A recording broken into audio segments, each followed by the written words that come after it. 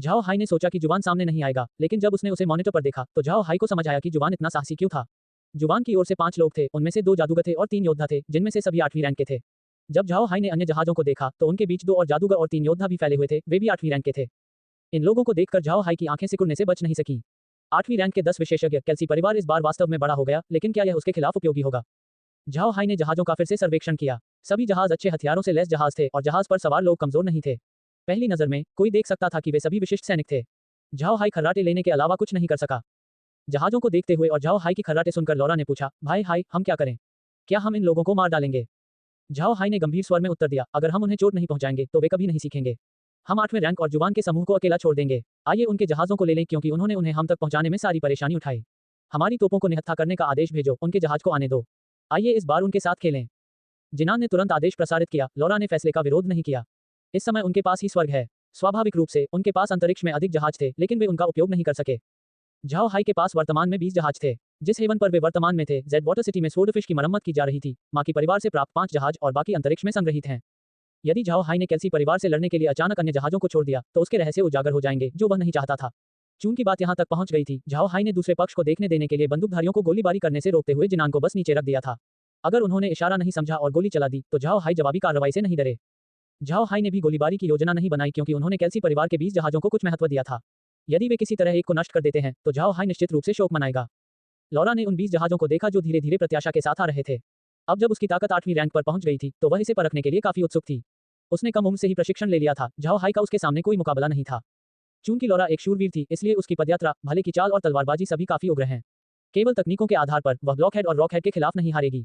Zhao high जैसे नौसिखिया के लिए यह और भी सच था, वह उसका प्रतिद्वंद्वी नहीं था। लौरा का आत्मविश्वास इस समय बहुत ऊंचा था। कुन के साथ उसकी नोकझोंक अब बेकार हो गई थी, वह वास्तविक लड़ाई करना चाहती थी। झाओ हाई के पास गोदाम से कुछ धातु निकालने और प्रोसेसिंग मशीन से उसके लिए टैंक ब्लेड बनाने के अलावा कोई विकल्प नहीं था। ये कहना होगा कि आग महाद्वीप में हथियार बहुत अच्छे हैं, लेकिन झाओ हाई पृथ्वी से आने वाले हथियारों के प्रति कुछ हद तक पक्षपाती थे। टैंक ब्लेड एक जापानी योद्धा के कटाना की तरह था। यह न केवल तेज था, इसकी मारक क्षमता भी बहुत अच्छी थी। इन विशेषताओं के कारण झाओ हाई ने लौरा को एक देना चुना। उसे यह उम्मीद नहीं थी कि जब कुन ने ब्लेड का निरीक्षण किया तो वह भी उसकी ओर आकर्षित हो गया। इसलिए झाओ हाई केवल उसके लिए एक और ब्लेड बना सकता था। अब लौरा और कुन दोनों ने अपने ब्लेड लगभग हमेशा अपने किनारे पर रखे। एक और बात जिसकी उन्हें उम्मीद नहीं थी वह ये थी कि जब ब्लॉकहेड और रॉकहेड ने कुन का नया हथियार देखा तो वे अपने लिए भी एक हथियार चाहते थे। लेकिन टैंक ब्लेड कोई भारी हथियार नहीं था। ये 2 हाथ वाली भारी तलवार की तरह नहीं था जिसे दोनों आमतौर पर इस्तेमाल करते थे। चूंकि वे ब्लेड के अनुकूल नहीं थे, झाओ हाई ने उन्हें लंबी मूठ वाली एक बड़ी छुरी दी। झाओ हाई दोनों के चेहरे देखकर मुस्कुराए बिना नहीं रह सके। हालांकि ब्लेड और तलवारें अलग अलग थीं, आप महाद्वीप के लोग हथियारों के वजन पर अधिक ध्यान देते हैं। भले ही हथियार को भारी माना जाता हो, महिलाएं आमतौर पर इसका हल्का संस्करण लेती थीं। चीनी मार्शल आर्ट में तलवारें तेज होती थीं जबकि ब्लेड कठोर हमलों के लिए होते थे। जाहिर है, भारी तलवार के लिए तेज रास्ता अपनाना असंभव था। झाओ हाई ने देखा कि आग महाद्वीप में अधिकांश गतिविधियों में काटना और स्वाइप करना शामिल है। इससे झाओ हाई को अपने लोगों को ब्लेड सौंपने का विचार आया जो तलवारों की तुलना में उनकी चाल के लिए अधिक उपयुक्त थे। अपने नए हथियार प्राप्त करने पर समूह तुरंत इससे परिचित हो गया। उनके नए हथियारों से होने वाले फायदों को देखकर हर कोई खुश था। वे प्रतिदिन अंतरिक्ष में प्रशिक्षण लेते थे और अब जब उन्हें इसका उपयोग करने का अवसर मिला है तो वे स्वाभाविक रूप से उत्साहित थे। केल्सी परिवार के जहाजों ने धीरे धीरे झाओ हाई के हेवन को घेर लिया। जुबान का जहाज आगे बढ़ गया जबकि अन्य ने सुरक्षित दूरी बनाए रखी और साथ ही अपनी तोपों से झाओ हाई के जहाज की ओर निशाना साधा। जहाजों की हरकतें देखकर झाओ हाई मुस्कुराए और बोले, अच्छा है, ऐसा लगता है कि उन्होंने कुछ सीखा है। लेकिन जब से वे यहाँ आए हैं तब से वे उतने होशियार नहीं थे। लौरा ने मुस्कुराते हुए कहा, जुबान निश्चित रूप से स्मार्ट नहीं है। जुबान जो देखना चाहता था वह आपका डरा हुआ चेहरा है। युवा रईसों के साथ यही समस्या है। उनकी राय में उन्होंने आपकी वजह से अपना बड़ा चेहरा खो दिया है। तो इस बार वह आपको अपमानित करने के लिए इस ताकत के साथ आया था। इसे हासिल करने के बाद ही उसका दिल सहज हो सकेगा। झाओ हाई मंद मंद मुस्कुराए, एक बेवकूफ का रवैया। अगर मैंने पहले ही उसके साथ ठीक से व्यवहार किया होता तो वह यहाँ वापस नहीं आता। मैं इस बात का अवश्य ध्यान रखूंगा। लौरा और अन्य लोगों ने सिर्फ झाओ हाई की बात सुनी और मुस्कुराए। इसी समय जुबान का जहाज आया और उसने अपना चलने का तख्ता रख दिया। हेवन पर चढ़ते समय जुबान बहुत आत्मसंतुष्ट लग रहा था। उनके पक्ष में परिवार द्वारा भेजे गए मैनेजर के अलावा 8वीं रैंक के कई योद्धा भी थे। इन लोगों के अलावा जुबान का अनुसरण 20 से अधिक योद्धाओं ने भी किया था। ये सभी 6ठी और 7वीं रैंक पर थे। उन सभी ने जिज्ञासु दृष्टि से झाओ हाई को देखा। झाओ हाई ने बस शांति से जुबान के समूह को देखा। जुबान ने झाओ हाई को गर्व से देखा और फिर अपनी आंखें लौरा और अन्य लोगों की ओर घुमाई। जुबान की हरकतों को देखकर झाओ हाई अपनी भौहें सिकोड़ने से नहीं रोक सका और बोला, जुबान, तुम क्यों आए? क्या आप मुझे ब्लॉक करने का इरादा रखते हैं? जुबान ने झाओ हाई को घूर कर देखा। उसे यह उम्मीद नहीं थी कि वह ये सवाल पूछेगा। वह नहीं जानता था कि झाओ हाई ने ऐसा क्यों कहा। उसने जुबान से 10 से अधिक जहाज चुराए। वह ऐसा क्यों पूछेगा? कुछ समय बाद जुबान ठीक हो गया और लाल चेहरे के साथ उसने झाओ हाई की ओर देखा और कहा, झाओ हाई, क्या तुम डर गए हो मूर्ख? तुम सच में नहीं जानते कि मैं आज क्यों आया हूँ? झाओ हाई ने मंद मंद मुस्कुराते हुए कहा, मैं वास्तव में नहीं जानता। आप मुझे कैसे बताएं? जुबान का चेहरा काला पड़ गया था, उसकी रक्त वाहिकाएं लगभग फट रही थीं। हाँफते हुए उसने उत्तर दिया, तुमने मेरा जहाज छीन लिया और मुझे नाव पर फेंक दिया और अब पूछते हो कि मैं यहाँ क्यों आया? मैंने तुमसे कहा था, मैं एक दिन हमारा हिसाब ठीक कर दूंगा। आज आपको मुआवजे के तौर पर मुझे मेरे जहाज और आग की मछलियां भी वापस देनी होंगी। और उन सुंदर स्त्रियों को भी मेरे साथ करो, नहीं तो आज तुम मछली का भोजन बन जाओगे। झाओ हाई की अभिव्यक्ति ठंडी हो गई और उसने जुबान की ओर देखा। जुबान, क्या तुम सचमुच यही कहना चाहते हो? क्या कैल्सी परिवार के किसी सदस्य को यही कहना चाहिए? क्या आप अपने कैल्सी परिवार को शर्मिंदा करने से नहीं डरते? जुबान की अभिव्यक्ति बदल गई। आप अपनी सांसें बर्बाद कर रहे हैं। तुरंत मेरी आज्ञा का पालन करो, नहीं तो मैं असभ्य हो जाऊंगा। झाओ हाई ने जुबान की ओर देखा और हंसे। अच्छा जुबान, अच्छा। क्या कैल्सी परिवार वास्तव में सोचता है कि ये 8वीं रैंक मुझसे निपटने के लिए पर्याप्त है? झाओ हाई की बातें सुनकर जुबान की अभिव्यक्ति बदल गई। उनके पीछे 8वीं रैंक का भी यही हाल था। झाओ हाई ने जुबान को देखकर मुस्कुराते हुए आगे कहा, अगर आप सोचते हैं कि मेरे जहाज पर ये कुछ विशेषज्ञ मुझे डरा सकते हैं तो आप वास्तव में नादान हैं। आज मैं तुम्हें अपनी विधि दिखाता हूँ। फिर उसने अपना हाथ हिलाया क्योंकि समुद्र की सतह पर बड़ी मात्रा में मरे हुए पदार्थ दिखाई दिए। जुबान और उसके साथियों को नहीं पता था कि समुद्र पहले से ही जम चुका है। और जैसे ही उनके रंग का रंग बदला, लौरा और बाकी लोग उनसे लड़ने के लिए आगे बढ़े। जुबान ने नहीं सोचा था कि झाओ हाई के साथी वास्तव में विशेषज्ञ होंगे। लेकिन जिस बात ने उन्हें अधिक परेशान किया वह ये थी कि झाओ हाई ने खुद एक हथियार उठाया था और अपने अधीनस्थ के खिलाफ खुशी से लड़ाई लड़ी थी। और अप्रत्याशित रूप से वह एक बुरा योद्धा नहीं था। हालांकि झाओ हाई के अधीन किसी भी मरे हुए व्यक्ति ने जुबान को नहीं छुआ, उसके चेहरे का रंग अभी भी पीला था। वह जानता था कि झाओ हाई के अधीनस्थों ने उस पर हमला इसलिए नहीं किया क्योंकि वे जुबान से डरते थे, ऐसा इसलिए था क्योंकि वे कैल्सी परिवार को ध्यान में रख रहे थे। यदि झाओ हाई नहीं होता तो वे सभी अभी जीवित नहीं होते। उनके विचार सही थे और जब उन्हें बाहर निकाला गया, झाओ हाई ने पहले ही अन्य जहाजों पर हमला कर दिया। उन सभी जहाजों के विशेषज्ञों को झाओ हाई की कमान के तहत जब्त कर लिया गया था। चूंकि वह कैल्सी परिवार के खिलाफ कोई घातक शत्रुता नहीं रखना चाहता था और वह बस उन्हें सबक सिखाने की योजना बना रहा था, उसने कैल्सी परिवार में मौजूद सभी प्रमुख लोगों को अपने कब्जे में ले लिया। अपनी पार्टी पर कब्जा होते देख जुबान का चेहरा और भी पीला पड़ गया। वह जानता था कि इसके बाद वह ठीक नहीं हो पाएगा। इस समय झाओ हाई के समूह से लड़ने वाले 8वें रैंक के लोग धीरे धीरे एक के बाद एक पकड़े जा रहे थे। केवल वही जिसने झाओ हाई से लड़ाई की थी वही रुका हुआ था। जुबान देख सकता था कि झाओ हाई की लड़ने की तकनीक मजबूत नहीं थी, वह 6ठी रैंक के योद्धा के समान स्तर का था। लेकिन जुबान ने झाओ हाई को कम नहीं आंका। ऐसा इसलिए था क्योंकि वह जानता था कि झाओ हाई ने बैटल क्यूई पर ध्यान केंद्रित नहीं किया था, वह एक जादूगर था। एक जादूगर जो हथियार लेकर युद्ध करता है और कुछ हद तक एक योद्धा के बराबर था। इस तथ्य ने जुबान को सोचने पर मजबूर कर दिया कि दुनिया पागल हो गई है। हर कोई जानता है कि बैटल क्यूई और जादू का एक ही समय में अभ्यास करने से अच्छे परिणाम नहीं मिलेंगे, ये प्रयास की बर्बादी थी। लेकिन झाओ हाई 6ठी रैंक के योद्धा की तुलना में बहुत अलग नहीं था। वास्तव में वह ऐसी ताकत का प्रदर्शन कर रहा था जो 6ठी रैंक से बेहतर थी। यदि झाओ हाई ने पहले जादू का उपयोग नहीं किया होता तो जुबान को विश्वास होता कि वह एक योद्धा था। जुबान ने झाओ हाई की उम्र पर भी ध्यान दिया। उनके लिए इतनी कम उम्र में 6ठी रैंक तक पहुंचना पहले से ही उल्लेखनीय था। हालांकि जुबान को अंततः लगा कि उसकी सोच गलत थी। झाओ हाई अपनी तलवार लहरा रहा था और उसकी चालें बहुत सामान्य थीं। जुबान का अधीनस्थ वास्तव में बढ़त हासिल कर रहा था।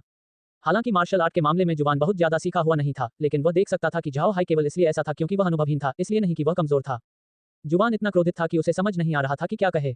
वह मूर्ख नहीं था। जब वह झाओ हाई की स्थिति को देखता है तो यह बहुत स्पष्ट था कि उसके अधीनस्थ को केवल एक झगड़ालू साथी के रूप में इस्तेमाल किया गया था। लेकिन जुबान इसके बारे में कुछ नहीं कर सका। वर्तमान में मरे हुओं का एक बड़ा समूह उस पर ध्यान दे रहा था। मरे हुए प्रत्येक व्यक्ति के हाथ में तलवार थी और यह स्पष्ट था कि वे सभी उच्च स्तर के थे। वे भी उनके काफी करीब थे। इस समय जादू करना बेकार था। अचानक झाओ हाई का समूह जुबान को अपने विशेषज्ञों के साथ छोड़कर वापस चला गया। जुबान की अभिव्यक्ति बदल गई। वह झाओ हाई के समूह को बांधना चाहता है, लेकिन तब तक बहुत देर हो चुकी थी। इस समय जुबान का समूह धीरे धीरे मरे हुए लोगों के समूह से घिरा हुआ था। झाओ हाई ने अपनी तलवार को अपने हाथ से छुआ और जुबान की ओर उदासीनता से देखा। जुबान, यह मत सोचो कि मैं तुमसे डरता हूँ। आपका विनम्र बल मेरे भयभीत होने के लिए पर्याप्त नहीं है। मैंने केवल भाई स्मिथ के चेहरे पर विचार करते हुए रुकना चुना। मुझे आशा है कि आप समझ गए होंगे कि यह झाओ हाई आपके कैल्सी परिवार का कुत्ता नहीं है जिसे आप जब चाहें आदेश दे सकते हैं। यदि तुम मेरा सहयोग करना चाहते हो तो थोड़ी ईमानदारी दिखाओ। मैं इन जहाजों को जब्त कर लूंगा, मुआवजे के तौर पर इन्हें ले लूंगा। मुझे आशा है कि आप मेरा संदेश परिवार तक सही ढंग से पहुंचाएंगे। मुझे आशा है कि आप मेरी निचली रेखा तक नहीं पहुंचेंगे। इस बिंदु पर केवल 8वीं रैंक जुबान और कबीले के गृहस्वामी ही बचे थे। जुबान ने कोई कदम उठाने की हिम्मत नहीं की। झाओ हाई ने उसकी ओर देखा और मंद मंद मुस्कुराया। मैं तुम्हें नहीं मारूंगा। उन 8वीं रैंक के लिए भी यही सच है, निश्चिंत रहें। लेकिन मुझे जहाज लेने पड़ेंगे। आप नियम जानते हैं, ये पिछली बार की तरह ही है। जुबान का रंग बदसूरत हो गया। वह समझ गया, झाओ हाई के खिलाफ अपने पिछले हमले में वे अभी भी तटरेखा के करीब थे और रोसेन साम्राज्य की नौसेना द्वारा सहायता प्राप्त थी। उस स्थान से स्काई वाटर सिटी की यात्रा में 3 दिन लगेंगे। लेकिन इस बार वे साम्राज्य की नौसेना के साथ नहीं थे और अंतर्राष्ट्रीय जल क्षेत्र में थे। यहाँ से निकटतम बंदरगाह पर नौकायन में 7 दिन लगेंगे। इतनी दूरी के लिए यदि वे भटक जाएं तो बहुत परेशानी होगी। झाओ हाई को कोई परवाह नहीं थी। उसने जुबान को एक जीवन रक्षक नौक पर चढ़ाने से पहले जहाजों पर अतिरिक्त मरे हुए सामान को पुनः प्राप्त कर लिया और उन्हें अंतरिक्ष में संग्रहित कर लिया। जब जुबान ने अपने द्वारा लाई गई 8वीं रैंक को देखा तो वे वास्तव में झाओ हाई द्वारा अपन किए गए थे, मारे नहीं गए थे। बाद में झाओ हाई ने उन सभी को जुबान की नाव में फेंक दिया। झाओ हाई के तरीकों को देखकर जुबान का चेहरा और भी खराब हो गया। वह जानता था कि 8वीं रैंक के विशेषज्ञ के लिए बैटल क्यूई और जादू का अभ्यास करने के साधन खोना, इसका मतलब मौत से भी बदतर भाग्य है। झाओ हाई वास्तव में क्रूर था। झाओ हाई के प्रस्थान जहाज को देखने के बाद जुबान उदास हो गया। उसने पीले चेहरे वाले और बेहोश 8वें रैंक को देखा, फिर अपने नौकरानी की ओर देखा और कहा, उन्हें समुद्र में फेंक दो, फिर परिवार को रिपोर्ट करो कि वे सभी झाओ हाई द्वारा मारे गए थे। जुबान की बात सुनकर उसका गृहस्वामी घूरे बिना नहीं रह सका। फिर उसका रंग बदल गया और उसने उत्तर दिया, 5वें युवा मास्टर, यह उचित नहीं है। परिवार का नियम है कि 8वें रैंक के व्यक्ति के घायल होने पर उसकी देखभाल की जाएगी। यदि यंग मास्टर ऐसा करता है तो आप परिवार के कानूनों का उल्लंघन करेंगे। जुबान ने ठिठुरते हुए कहा, बकवास मत करो। उन्हें मारने से परिवार नाराज हो जाएगा। उन्हें इस तरह घर लाने से बुजुर्ग झाओ हाई से डरने लगेंगे। उनके इतना कहने के ठीक बाद झाओ हाई की आवाज अचानक सुनाई दी, तीसरा युवा मास्टर अप्रत्याशित रूप से क्रूर है। हा, लेकिन आप भूल गए हैं कि कोई जादू है जो आपको रिकॉर्ड कर सकता है। आपने जो कहा था उसे मैंने पहले ही सहेज लिया है। हा, अगर तुम इन लोगों को छोड़ने का साहस करते हो, तो अगर यह रिकॉर्डिंग अचानक तुम्हारे परिवार के लोगों के हाथ लग जाए तो मुझे दोष मत देना। जब जुबान ने झाओ हाई की आवाज सुनी तो उसका चेहरा बदल गया। वह जानता था कि एक जादूगर के लिए रिकॉर्डिंग मैजिक का उपयोग करना कितना कठिन था। उन्हें सबसे पहले 3 तत्वों अर्थात पृथ्वी, वायु और जल का उपयोग करने की आवश्यकता है। फिर उन्हें उन तीनों के साथ समग्र जादू बनाने का अभ्यास करना होगा। यदि झाओ हाई या उसका अधीनस्थ रिकॉर्डिंग जादू का उपयोग कर सकता है, तो इसका मतलब है कि झाओ हाई कोई उन्नत स्तर का मल्टी एलिमेंट जादूगर था या था। और जुबान को उन जादूगरों के संबंध में परिवार का रुख पता था। जुबान को यह भी पता था कि रिकॉर्डिंग मैजिक कोई आक्रमण जादू नहीं था, ये ट्रुथ मैजिक्स नामक वर्ग से संबंधित था।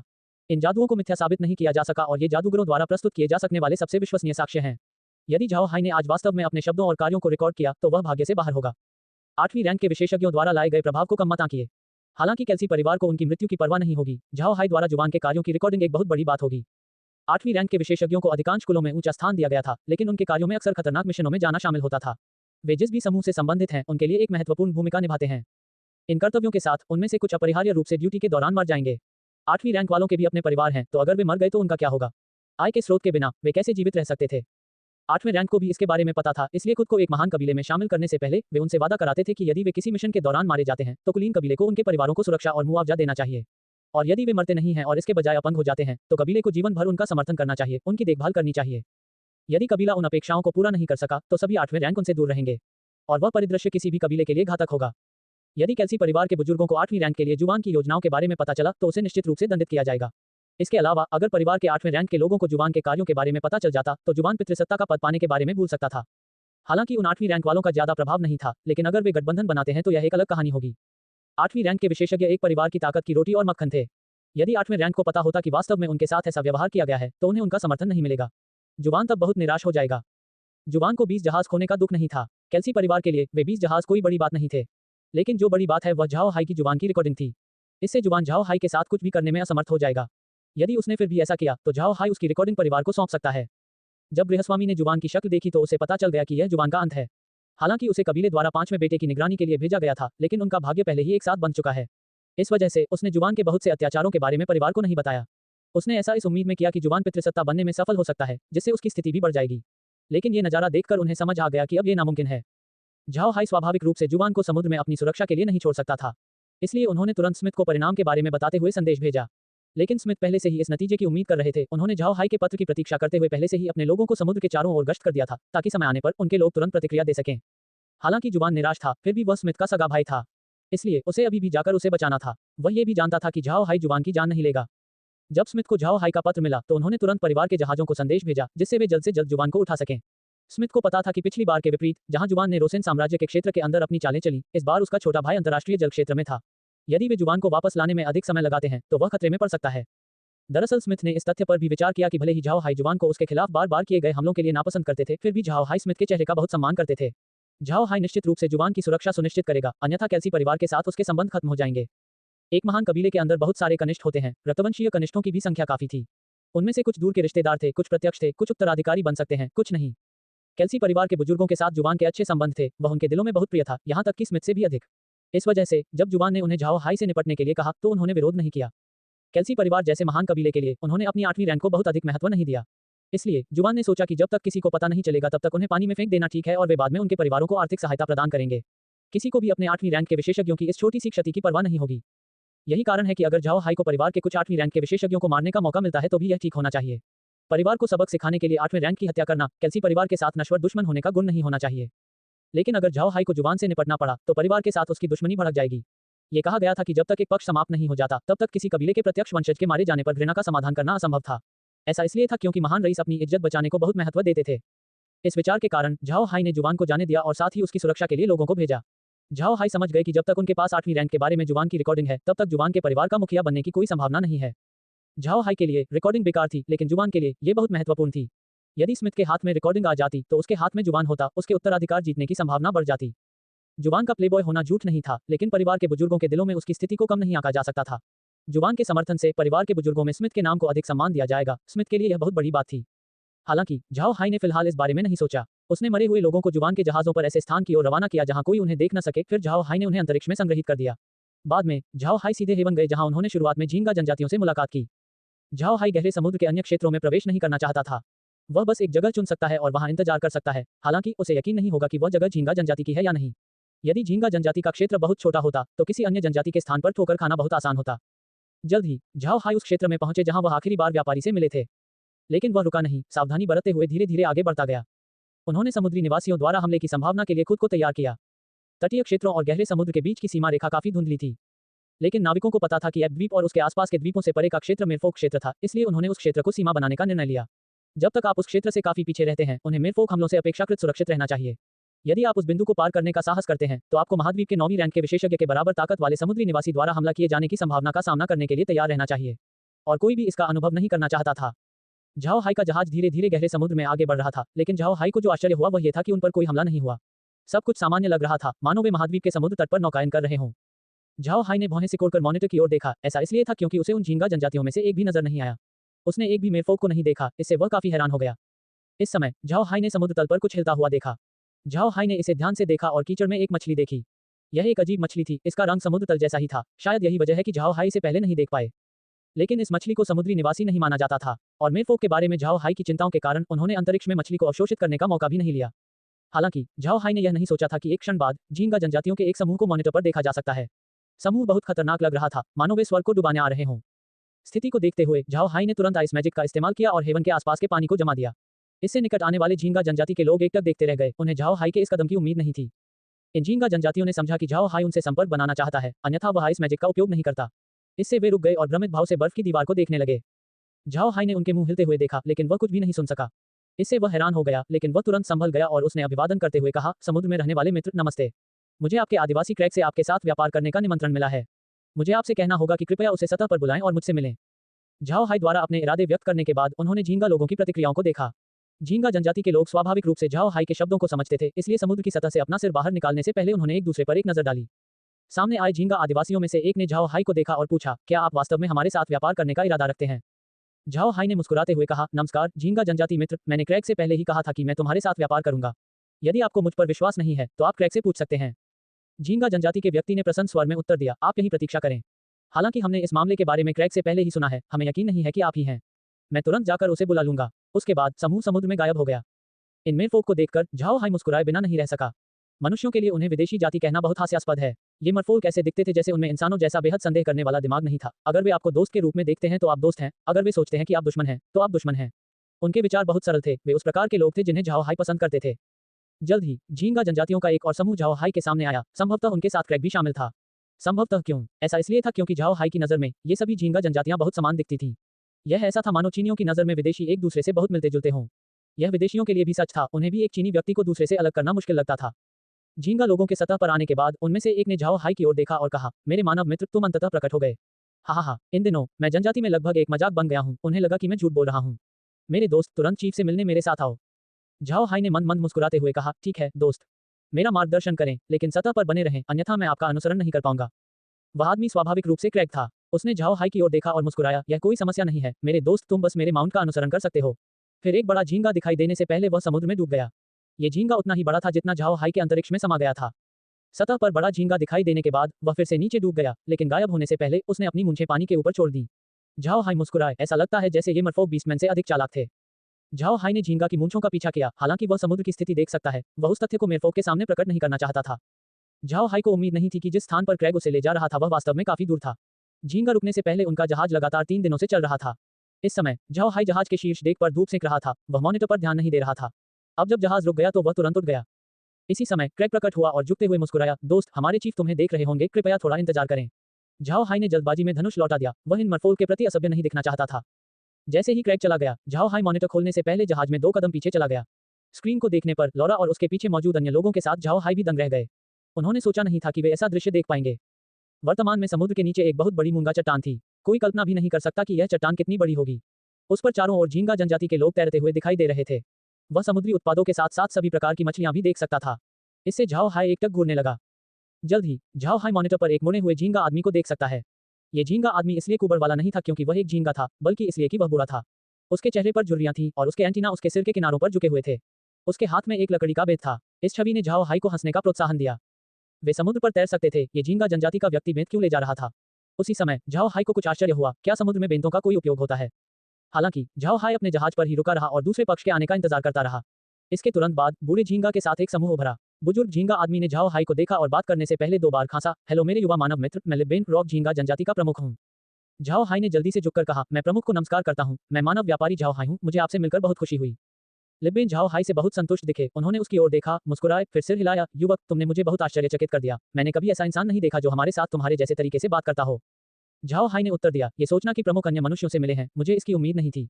मुझे लगा कि मैं आपकी रॉक श्रिम्प जनजाति के संपर्क में आने वाला पहला व्यक्ति था। लिबेन ने मुस्कुराते हुए कहा, मैंने सिर्फ इंसानों के साथ बातचीत करने की कोशिश की, लेकिन अंत में ये सब विफल रहा। जब वे हमें देखते हैं तो चिल्लाते हैं, इससे मुझे असहज महसूस होता है। यंग ह्यूमन मित्र, मैंने सुना है कि आप हमारे साथ व्यापार करने आए हैं, आप क्या चाहते हैं? लिबेन को सुनने के बाद झाओ हाई ने तुरंत उत्तर दिया, सम्माननीय प्रमुख, मैं एक व्यापारी हूँ, स्वाभाविक रूप से मैं कुछ समुद्री उत्पाद चाहूंगा। उदाहरण के लिए जलीय जादुई जानवर, समुद्री पौधे, कुछ मोती, अद्वितीय मूंगे, साथ ही कुछ दुर्लभ समुद्री अयस्क। यदि आपके पास कोई विशेष उत्पाद हैं तो मुझे वे भी चाहिए। मेरी ओर से मेरे पास अनाज, चीनी मिट्टी की चीजें और धातु के बर्तन हैं। लिबेन ने झाओ हाई की ओर देखा, मानव मित्र तो आओ इसे देखें और देखें कि इसकी कीमत कितनी है। फिर बूढ़े मुखिया ने एक क्लैम शेल निकाला जो उतना बड़ा नहीं था और उसे झाओ हाई को सौंप दिया। झाओ हाई ने खोल प्राप्त किया और उसे धीरे से खोला, जाहिर है कि उसे अंदर एक वास्तविक क्लैम देखने की उम्मीद नहीं थी, यह मानव की थैली का मेरफोक संस्करण होना चाहिए। शंख की वास्तविक सामग्री ने झाओ हाई को चौंका दिया, वास्तव में अंदर एक असाधारण विशाल मोती था। मोती झाओ हाई की मुट्ठी के आकार का था। झाओ हाई को ऐसा कोई समय याद नहीं आया जब उसने अपने पास मौजूद मोती से भी बड़ा मोती देखा हो। इसके अलावा इस मोती पर हल्के पीले रंग का वार्निश लगा हुआ था, यह बहुत सुंदर लग रहा था। लौरा, जो झाओ हाई के पीछे खड़ी थी, उसने झाओ हाई के हाथ से मोती लेते हुए कहा, भाई है, यह एक खजाना है।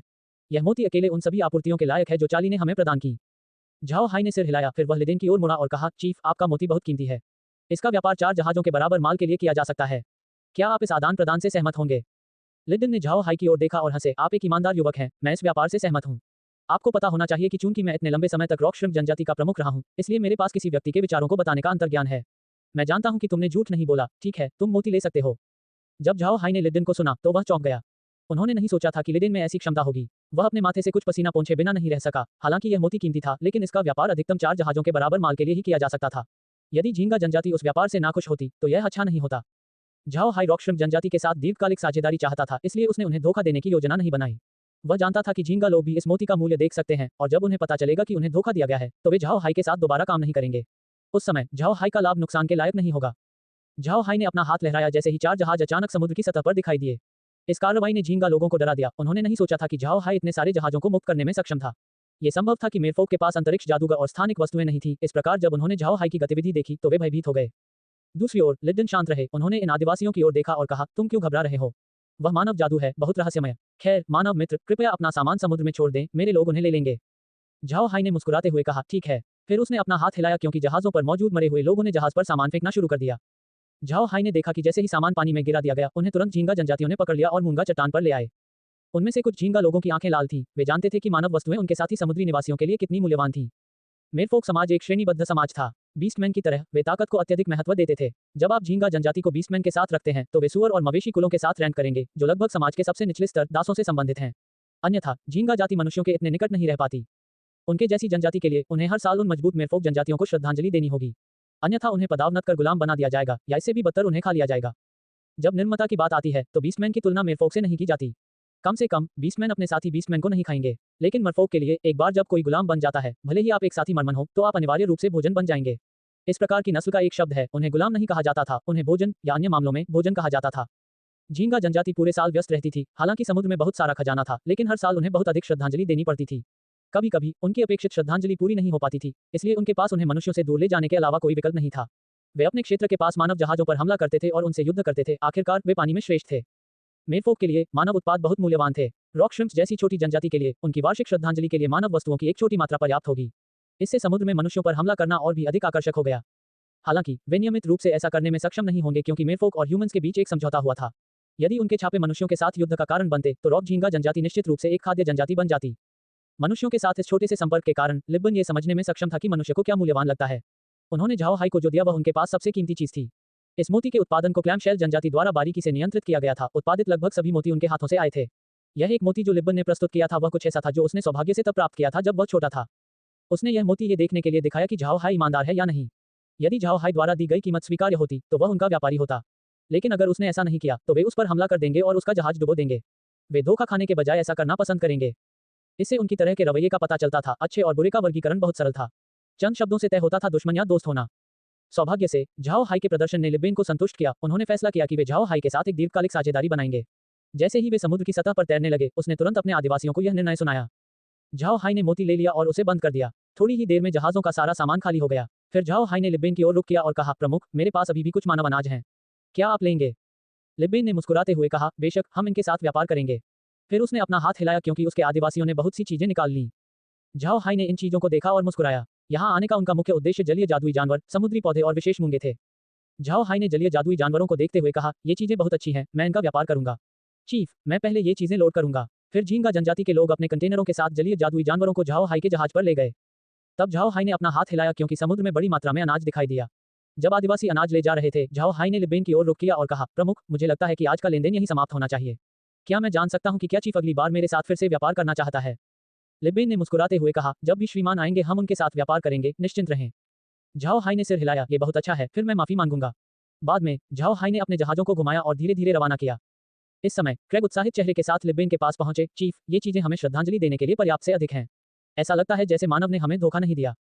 लिबेन ने क्रेग की ओर देखा और मुस्कुराया, छोटे बच्चे, इस बार मुझे इस ईमानदार इंसान को हमारे पास लाने के लिए आपको धन्यवाद देना होगा।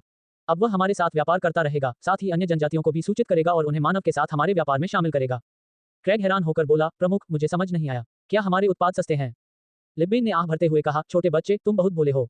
हालांकि ये उत्पाद बहुत अच्छे हैं, लेकिन यह अच्छा नहीं होगा अगर हम ही इसे प्राप्त करें।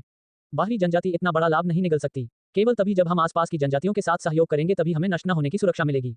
इसके अलावा मानव के साथ लंबी साझेदारी को बनाए रखने के लिए हमें और अधिक चीजों के आदान प्रदान की भी आवश्यकता है। क्रेग ने सिर हिलाया, जो समझ और न समझने की सीमा पर लगता है। लिबेन ने और कुछ नहीं जोड़ा और अपने लोगों को वापस समुद्र में ले जाते समय केवल अपना हाथ लहराया। झाओ हाई अब अंतरिक्ष के अंदर थे। उन्होंने देखा कि झींगा जनजाति ने उन्हें जो पौधे दिए थे वे साधारण नहीं थे, वे खाने योग्य थे। झाओ हाई ने उनमें समुद्री घास भी देखी। विभिन्न जादुई जानवर, ज्यादातर झींगा थे। ऐसा लगता है जैसे रॉक झींगा जनजाति झींगा पालने में बहुत सक्षम थी। जब झाओ हाई ने इन चीजों को अंतरिक्ष में समाहित कर लिया तो कुछ नहीं हुआ। ऐसा लगता है जैसे उनका स्तर बहुत कम था। हालांकि झाओ हाई ने वास्तव में इस बार बड़ी कमाई की क्योंकि उसे अपनी मुट्ठी जितना बड़ा मोती मिला।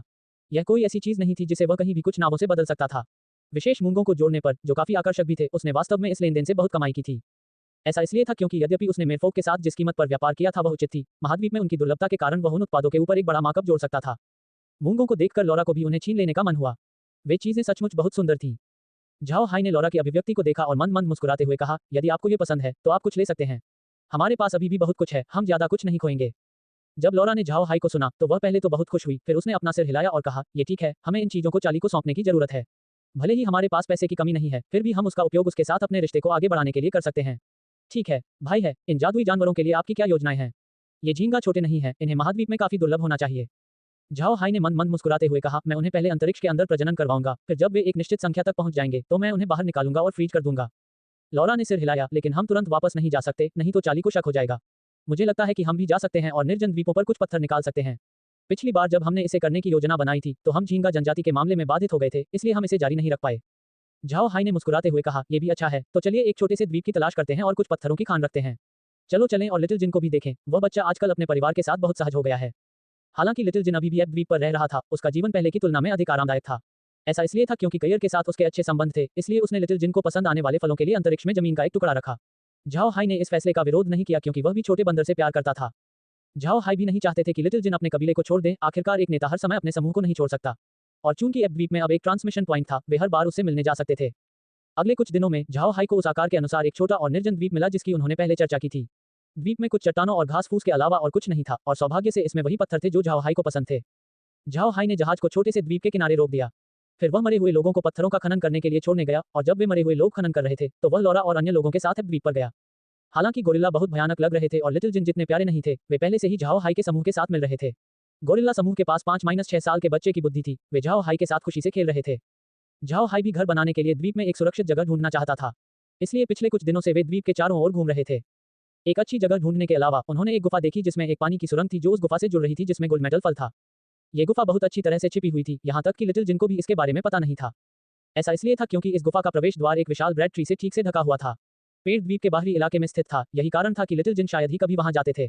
पेड़ का व्यास 50 मीटर था और इसका आधा हिस्सा गुफा के प्रवेश द्वार 30 मीटर आकार के छेद से ढका हुआ था। गुफा के प्रवेश द्वार के अलावा इसमें समुद्र की ओर एक द्वार भी था जिससे एक विशाल जहाज बाहर से अंदर आ सकता था। हालांकि ये प्रवेश द्वार पानी के भीतर था। झाओ हाई अभी इसके बारे में कुछ नहीं कर सका। हालांकि गुफा का एक प्रवेश द्वार समुद्र से जुड़ा था, लेकिन वास्तव में ये बहुत सूखा था। चून की गुफा बहुत बड़ी थी, यदि कई 100 व्यक्ति भी उस पर कब्जा कर लेते तो कोई समस्या नहीं थी। ये स्थान गुप्त खजाने को छिपाने के लिए सर्वोत्तम स्थान था। दुर्भाग्य से झाओ हाई के पास इस गुफा का कोई बड़ा उपयोग नहीं था, उसके पास पहले से ही चीजों को संग्रहित करने के लिए जगह थी। लेकिन लिटिल जिन के लिए इस गुफा का उपयोग कुछ ब्रेड फलों को संरक्षित करने के लिए भंडारण क्षेत्र के रूप में किया जा सकता है। सच कहूं तो एब द्वीप के अंदर बहुत सारी चीजें नहीं थीं। लिटिल जिन जनजाति के अलावा केवल ब्रेड पेड़ ही अन्य चीजें थीं। ये बहुत अजीब था कि द्वीप पर मौजूद एकमात्र पेड़ ब्रेड ट्री थे। इसने झाओ हाई को बहुत उत्सुक बना दिया। हालांकि वह उत्सुक था, झाओ हाई के पास इस मामले पर शोध करने का कोई रास्ता नहीं था। वह जिस अंतिम निष्कर्ष पर पहुंचे वह यह था कि यह गोल्ड मेटल पेड़ के कारण हो सकता है। भले ही झाओ हाई द्वीप में था, वह पत्थर खनन कार्य के प्रति भी काफी सचेत था। लेकिन झाओ हाई को पता था कि चिंता करने की कोई जरूरत नहीं है, उन मरे लोगों से खनन कराना वास्तव में एक अच्छा विचार था। ऐसा इसलिए था क्योंकि मरे हुए लोग अपने शरीर को अपने उपकरण के रूप में उपयोग कर सकते हैं, उन्हें इसकी बिल्कुल भी आवश्यकता नहीं थी। स्थिति तब बहुत बेहतर हो गई जब झाओ हाई ने कुछ पत्थर के गोले को बुलाने के लिए जीविशी जुड़वा बच्चों को भेजा। पत्थर के गोले को बुलाना उन्हें उठाने और उन तक ले जाने के समान था, वे एक में दो कार्य थे। ये समूह पूरे 1 महीने तक एब द्वीप पर रहा। स्वाभाविक रूप से वे हर समय वहां नहीं रहते थे, वे समय समय पर आयरन माउंटेन किले में भी वापस जाते थे और अन्य समय में वे बस अंतरिक्ष के अंदर रहते थे और प्रशिक्षण लेते थे। झाओ हाई ने मुख्य रूप से अपनी मार्शल आर्ट पर अभ्यास किया और 1 महीने के प्रशिक्षण के बाद झाओ हाई की वर्तमान युद्ध क्षमता अब एक साधारण 7वीं रैंक के योद्धा को टक्कर दे सकती है। पिछले कुछ दिनों में झाओ हाई के पास कुछ अच्छे साथी लिटिल जिन जनजाति के सदस्य थे। वे वानर बहुत बड़े थे, परंतु वे बहुत लचीले भी थे। जब झाओ हाई ने उनके विरुद्ध संघर्ष किया तो उन्हें अच्छे परिणाम प्राप्त हुए। मार्शल आर्ट के अलावा झाओ हाई ने धातु पर भी अपना नियंत्रण स्थापित किया। अब वह एक सॉकर बॉल के आकार की धातु की गेंद को नियंत्रित कर सकता है, जिससे उसे उसका रूप बदलने के साथ साथ उसे सभी जगह पर उड़ाने की भी क्षमता मिलती है। एक दिन झाओ हाई लोहे की गेंद को कवच में बदलने में सक्षम हो गया और उसे अपने शरीर पर धारण कर लिया। वर्तमान कवच एक दूसरे से जुड़े हुए 2 रस्सियों जैसा दिखता है।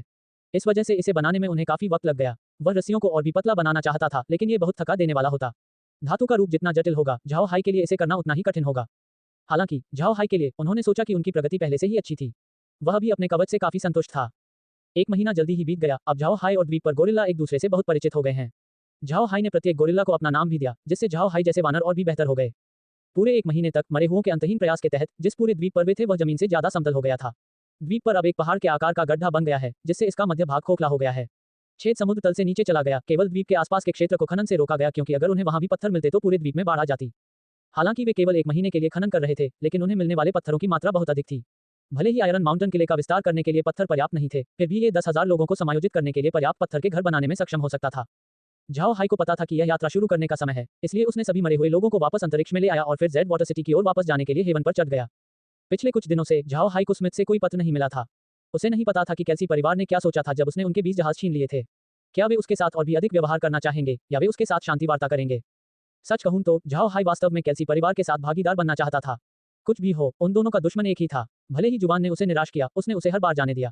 उन्हें उम्मीद है कि कैसी परिवार उन्हें एक समान स्थिति में रखेगा और उनके साथ सहयोग करेगा। एक और चीज जो झाओ हाई को लगातार चिंतित करती थी वह थी दक्षिणी राजा बोरिस। रुयन के जहाज पर हमला उसके द्वारा भेजा गया था। इससे पता चलता है कि वह कैसी परिवार के खिलाफ कार्रवाई करना शुरू कर रहा है। हालांकि झाओ हाई ने पहले ही इवान को इस बारे में चेतावनी दे दी थी, फिर भी वह चिंता करने के अलावा कुछ नहीं कर सका। चाहे कुछ भी हो, इवान उसके लिए बहुत मददगार था और बुडा कबीले का दोस्त भी था। अब जब झाओ हाई ने उसे फंसा दिया था तो उसे उम्मीद थी कि परसेल परिवार सुरक्षित रह सकता है। जब जहाज समुद्र में चल रहा था, झाओ हाई ने अपने हाथ में 2 लोहे की गेंदें पकड़ रखी थी और उनके साथ इस तरह खेल रहा था जैसे कि वे गेंदें खेल रहे हों। यह एक आदत थी जो उसने हाल ही में विकसित की थी। इसके अतिरिक्त इससे उसे धातु को नियंत्रित करने की क्षमता का अभ्यास करने में भी मदद मिल सकती है।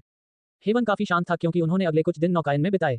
उसने पहले छोड़ी गई सभी नावें पुनः प्राप्त कर ली। वह नहीं चाहता था कि चाली को उसके जहाजों की कुल संख्या का पता चले। झाओ हाई का वर्तमान में मानना था कि कोई अन्य व्यक्ति नहीं था जो जानता था कि उसके हाथ में वास्तव में कितने जहाज थे। ये देखकर कि वे जेड वाटर सिटी के और करीब आ रहे थे, झाओ हाई तेजी से उत्साहित हो गया। इसमें कोई आश्चर्य नहीं कि मनुष्य सामाजिक प्राणी है। अन्य मनुष्यों के संपर्क में रहने पर उसे बहुत कम तनावपूर्ण महसूस होता है। जहाज धीरे धीरे चाली के निजी घाट पर रुका। घाट पर मौजूद लोग हेवन के साथ साथ झाओ हाई की स्थिति को पहले से ही जानते थे। घाट पर मौजूद लोगों को पता था कि जब झाओ हाई ने पहले यात्रा की थी तो चाली खुद उसे विदाई देने के लिए वहां मौजूद था। इस भाव ने झाओ हाई की असाधारण पहचान को दर्शाया। इससे कर्मियों को उनका स्वागत करते समय बेहद सावधानी बरतनी पड़ी। अंत में ये चाली का विशेष घाट था। जिन लोगों को यहाँ अपने जहाजों को खड़ा करने की अनुमति दी गई थी वे सभी चाली के भरोसेमंद लोग होने चाहिए। किसी ने भी उन्हें अपमानित करने की हिम्मत नहीं की। झाओ हाई और अन्य लोग हेवन से नीचे उतरे और अपनी गाड़ी में बैठकर जेड वाटर सिटी में अपनी दुकान की ओर चल पड़े। घाट से दुकान कुछ ही दूरी पर थी, इसलिए झाओ हाई ने पहले उस स्थान पर जाने का फैसला किया। जबकि वह अभी भी दुकान से काफी दूरी पर था, झाओ हाई ने देखा कि वहां काफी मात्रा में ट्रैफिक मौजूद था। इससे झाओ हाई एकटक देखता रह गया। उसे ऐसा दृश्य देखने की उम्मीद नहीं थी। उनके लिए दुकान मुख्य रूप से एक संपर्क बिंदु थी। इसकी व्यावसायिक गुणवत्ता कोई मायने नहीं रखती थी, लेकिन अब ऐसा लग रहा है कि यहाँ बिजनेस बहुत अच्छा चल रहा था। झाओ हाई भीड़ के बीच से गुजरा और दुकान के पीछे एक छोटे से प्रवेश द्वार पर पहुंचा। प्रवेश द्वार विशेष लोगों के लिए था, सामान्य नागरिक यहाँ से प्रवेश नहीं कर सकेंगे। स्वाभाविक रूप से यहाँ कोई भी व्यक्ति नजर नहीं आया। समूह आंगन के अंदर गया और वहां व्यस्त माहौल देखा। वे बहुत से लोगों को अपने सिर पर दासों के निशान के साथ आंगन के चारों ओर सामान ले जाते हुए देख सकते थे। इससे झाओ हाई कुछ हद तक भ्रमित हो गया। हालांकि झाओ हाई को तुरंत समझ आ गया कि इन लोगों को मुझे ने खरीदा होगा। जाहिर तौर पर उसे यहाँ मदद के लिए बहुत सारे हाथों की जरूरत थी, इसलिए उसके लिए कुछ दास खरीदना स्वाभाविक था। ऐसा लगता है जैसे मुइन के तरीके सचमुच अच्छे हैं। इस समय दासों ने झाओ हाई पर भी ध्यान दिया। वे आश्चर्यचकित थे क्योंकि उन्हें पता था कि आंगन में 3 द्वार हैं, सामने का द्वार, माल उतारने के लिए इस्तेमाल किया जाने वाला पार्श्व द्वार और पीछे की ओर एक विशेष द्वार। उस गेट पर झाओ हाई के मरे हुए लोगों का पहरा था, केवल मुइन का परिवार ही वहां से गुजर सकता था और कोई नहीं। अब जब उन्होंने आंगन के अंदर एक समूह देखा जो न तो सामने के द्वार से प्रवेश करता था और न ही बगल के द्वार से, दासों ने सोचा कि वे पीछे के द्वार से गुजरे होंगे। और ये देखते हुए कि समूह परेशानी पैदा करने नहीं आ रहा था, क्या ये लोग प्रबंधक को जानते थे? इस समय शुन ने पहले ही मुइन को आंगन में बुला लिया था। जब वे पहुंचे, झाओ हाई ने तुरंत शुन को दुकान के प्रबंधक को लाने के लिए भेजा। जब मुइन ने झाओ हाई और लौरा को देखा तो उसने तुरंत प्रणाम किया और कहा, यंग लेडी, यंग मास्टर, आप वापस आ गए। झाओ हाई ने सिर हिलाया। मुइन, हेवन से कुछ समुद्री उत्पादों को उतारने के लिए कुछ लोगों की व्यवस्था करो। याद रखें कि उत्पाद बड़े टुकड़ों में जमे हुए हैं, अपने लोगों को चोट से बचाने के लिए उन्हें सावधानी से संभालना सुनिश्चित करें। मोहन ने सिर हिलाया और कहा, युवा मास्टर, प्रिंस चार्ली इस समय जेड वाटर सिटी में नहीं है, ऐसा लगता है जैसे वह राजधानी लौट आए हैं। क्या आप अब भी सिटी लॉर्ड्स हवेली की ओर जा रहे होंगे? झाओ हाई ने एक पल के लिए सोचा, फिर कहा, मुझे जाना होगा, ये समुद्री उत्पाद जो मैं लाया हूं उन्हें संसाधित करने के लिए चार्ली को वितरित करने की आवश्यकता है। लेकिन जाओ और यहीं हमारे लिए कुछ कमरे तैयार करो, हम शाम को आराम करने के लिए वापस आएंगे। हम सिटी लॉर्ड्स मैंशन में नहीं रहेंगे। मोहन ने सिर हिलाया, फिर झाओ हाई ने हवेली की ओर जाने से पहले कुछ और निर्देश जोड़े। जैसे ही वे आधे रास्ते में थे, उनकी मुलाकात नगर रक्षकों के एक समूह से हुई। जब समूह ने झाओ हाई की अद्वितीय बैल द्वारा खींची जाने वाली गाड़ी देखी तो वे तुरंत रुक गए क्योंकि उनका नेता अपने घोड़े से उतर गया। वह झाओ हाई की गाड़ी के पास गया और बोला, क्या यह मिस्टर झाओ हाई की गाड़ी है? झाओ हाई ने अपना दरवाजा खोला और बाहर चला गया। उसने उस व्यक्ति की ओर देखा और कहा, मैं झाओ है और तुम हो? उस व्यक्ति ने तुरंत उत्तर दिया, सर, मैं शहर की गैरिसन सेना का गार्ड कमांडर हूँ। आज मैं सिटी लॉर्ड को निमंत्रण देने के साथ साथ श्रीमान को हवेली तक ले जाने आया हूँ। सिटी लॉर्ड ने आपके समूह के लिए एक स्वागत भोज तैयार किया है। झाओ हाई ने सिर हिलाया और फिर कहा, ठीक है, रास्ता दिखाओ। सेनापति ने सिर हिलाया, फिर अपने घोड़े पर कूद पड़ा। इसके बाद समूह ने झाओ हाई की गाड़ी को सिटी लॉर्ड्स मैंशन की ओर ले जाया। इस समय सड़कों पर मौजूद लोगों ने भी झाओ हाई पर ध्यान दिया। इनमें वे लोग भी थे जो गाड़ी में सवार व्यक्ति के बारे में जानते थे। इसका कारण झाओ हाई की बैल द्वारा खींची जाने वाली गाड़ी की विशिष्टता थी। वे जानते थे कि इस व्यक्ति को नाराज नहीं किया जा सकता क्योंकि राजकुमार भी उसके प्रति बहुत विनम्र था। लोगों ने तुरंत रास्ता दिया और गाड़ी से बच गए। वे तुरंत सिटी लॉर्ड्स हवेली पहुंचे। झाओ हाई ने देखा कि ट्रेजेबो आश्चर्यजनक रूप से व्यक्तिगत रूप से उसका स्वागत करने के लिए सामने के गेट पर खड़ा था। जब गाड़ी रुकी तो ट्रेजेबो हंसते हुए आगे बढ़ा, मिस्टर झाओ हाई की हरकतें वास्तव में बहुत तेज हैं। मेरे पास सूचना पाने का भी समय नहीं था, नहीं तो मैं आकर घाट पर तुमसे मिल लेता। गाड़ी से उतरने के बाद झाओ हाई ने मुस्कुराते हुए कहा, मैं सिटी लॉर्ड को थकाने की हिम्मत नहीं करूंगा। सिटी लॉर्ड बहुत विनम्र है, मैं आपको व्यक्तिगत रूप से कैसे मिलने दे सकता हूं? मुझे लगता है कि मैं वास्तव में इसके लायक नहीं हूं। ट्रेजेबो ने हंसते हुए कहा, मिस्टर तो बहुत विनम्र है, मैं कैसे थक सकता हूं? ठीक है, मैं श्रीमान को भोजन के लिए आमंत्रित कर रहा हूं।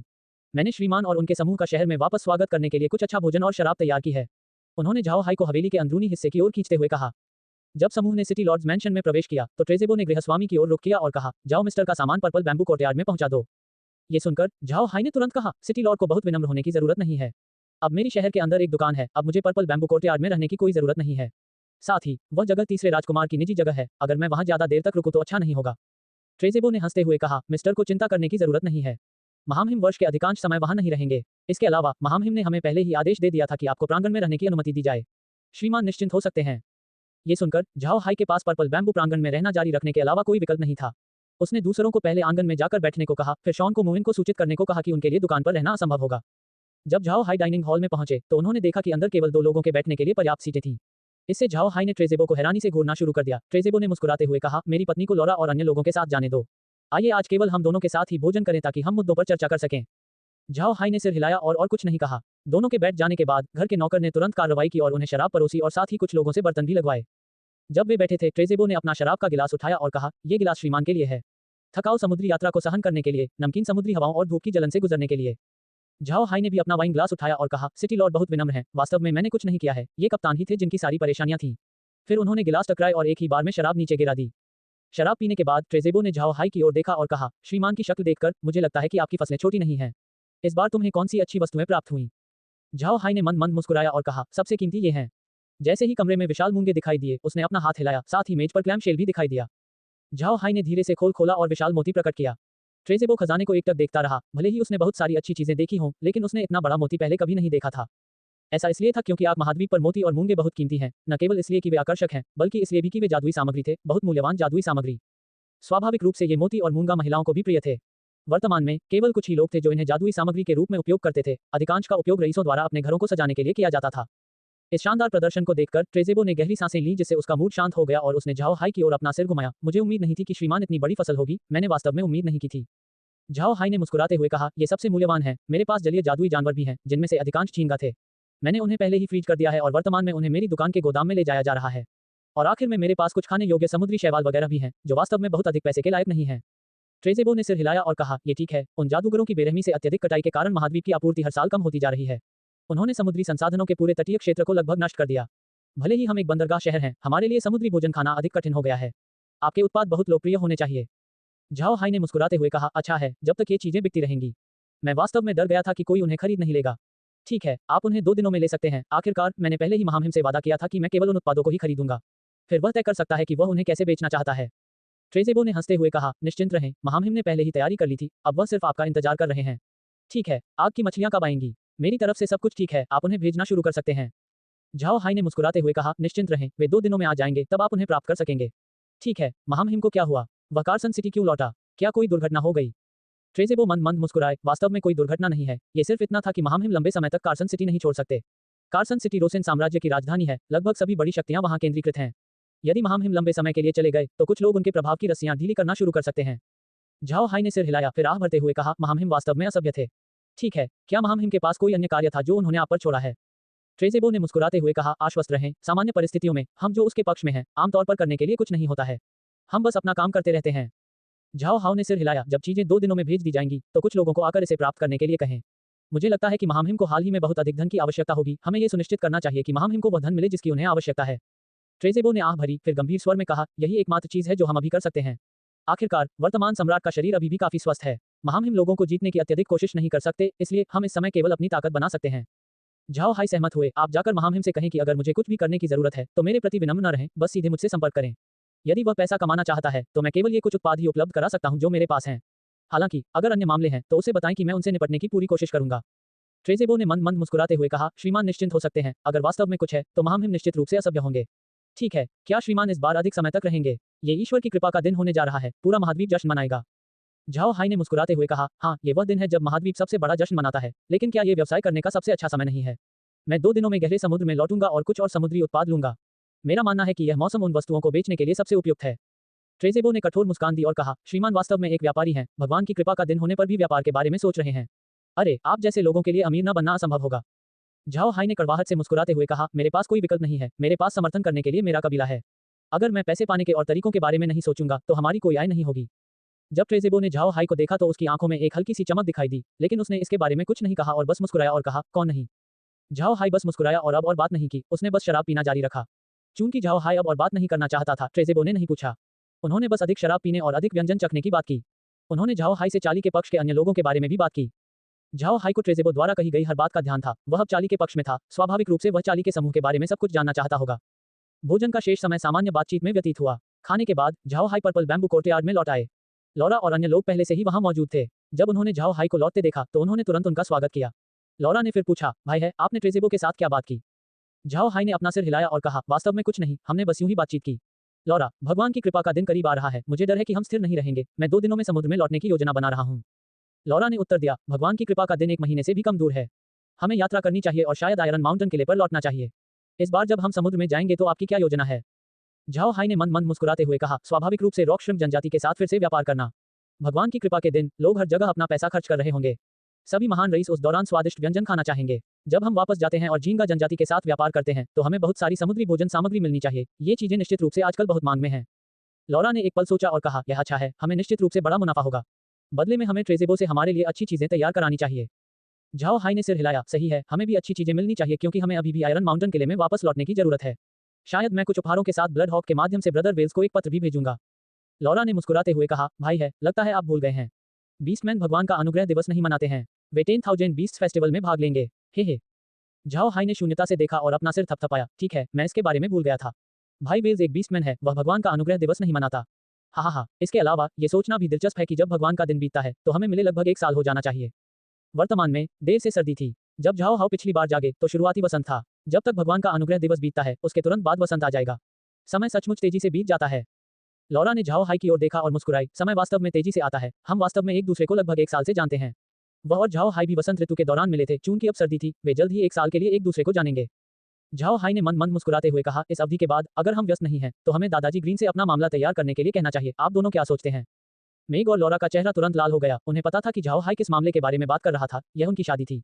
वे दोनों जवाब देने में बहुत शर्मिंदा थे, लेकिन वे असहमत नहीं थे। दोनों की शक्ल देखकर वह मुस्कुराए बिना नहीं रह सका। शर्मिंदा मत होइए, मैंने केवल कुछ मामलों के कारण इस समय तक हमारी शादी रोक दी है। सबसे पहले ऐसा इसलिए था क्योंकि मैं अभी भी शून्यता के जल के प्रभाव में था। दूसरा, मैं नहीं चाहता कि तुम दोनों मुझसे छुपकर शादी करो। मुझे पूरे महाद्वीप को उन महिलाओं के बारे में बताना होगा जिनसे मैं शादी करने जा रहा हूँ। मुझे महाद्वीप को बताना चाहिए कि बुड्ढा कबीला एक बार फिर अपने पैरों पर खड़ा हो गया है, कि आप दोनों बुड्ढा कबीले की महिलाएं हैं। मैं महाद्वीप के सभी लोगों को तुम्हें तुच्छ समझना बंद कर दूंगा। लौरा और मेघ ने झाओ हाई को सौम्य दृष्टि से देखा। लौरा ने धीरे से कहा, भाई है, हमें वास्तव में कोई आपत्ति नहीं है, जब तक हमारा बुड्ढा कबीला मजबूत है, इससे कोई फर्क नहीं पड़ता कि हमारी शादी के बारे में किसी को पता नहीं चलता। झाओ हाई ने उनकी ओर देखा और कहा, शादी हमारे जीवन का एक बड़ा मील का पत्थर है, हम इसके बारे में लापरवाह नहीं हो सकते। ठीक है, हम इस मामले को तब तक रोके रखेंगे जब तक हम दादाजी ग्रीन और अन्य लोगों के साथ इस पर चर्चा नहीं कर लेते। हमें अपने बुड्ढा कबीले की ताकत को प्रकट करने के लिए उपयुक्त समय ढूंढना चाहिए।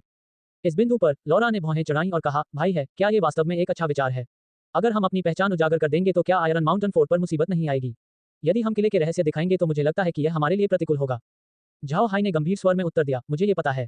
लेकिन अब जबकि ब्लैक वेस्टलैंड्स पर जहरीला कोहरा कैरियन दलदल से कम नहीं है, यहाँ तक कि 9वीं रैंक भी प्रवेश करने से पहले 2 बार सोचेगी। अंतरिक्ष द्वारा मौजूद जहर को मजबूत करने के साथ सामान्य 8वें रैंक के पास इस क्षेत्र में प्रवेश करने का मौका है। यदि 8वीं रैंक आती है तो वे कमजोर हो जाएंगे, उस समय तक वे हमारे सामने चारा बन जाएंगे। मरे नहीं, कयर और ब्लड हॉक्स के साथ आइए देखें कि कौन हमारे क्षेत्र में आने की हिम्मत करेगा। लौरा ने एक पल के लिए सोचा, ये सच है, उन्होंने अपनी मौजूदा क्षमताओं को कम आंका है। वर्तमान में बुड्ढा कबीला कमजोर नहीं है। अब जबकि ब्लैक वेस्टलैंड्स काफी हद तक कैरियन दलदल की तरह बन गए हैं, वे उन लोगों से आसानी से निपट सकते हैं जिन्होंने इसमें प्रवेश करने का साहस किया है। इस समय मेघ ने हंसते हुए कहा, बड़े भाई है, आप खून निगलने वाले मच्छरों को शामिल करना भूल गए। अंतरिक्ष में हमारे पास बड़ी मात्रा में मच्छर हैं, ऐसी कोई संख्या नहीं थी जो इसका वर्णन कर सके। आइए देखें कि कौन सा विशेषज्ञ उनसे होने वाले हमलों का सामना कर सकता है। इसके अलावा यदि उन्होंने वास्तव में हमारे साथ युद्ध छेड़ने का साहस किया है तो हम वही दोहरा सकते हैं जो हमने परसेलदची में किया था।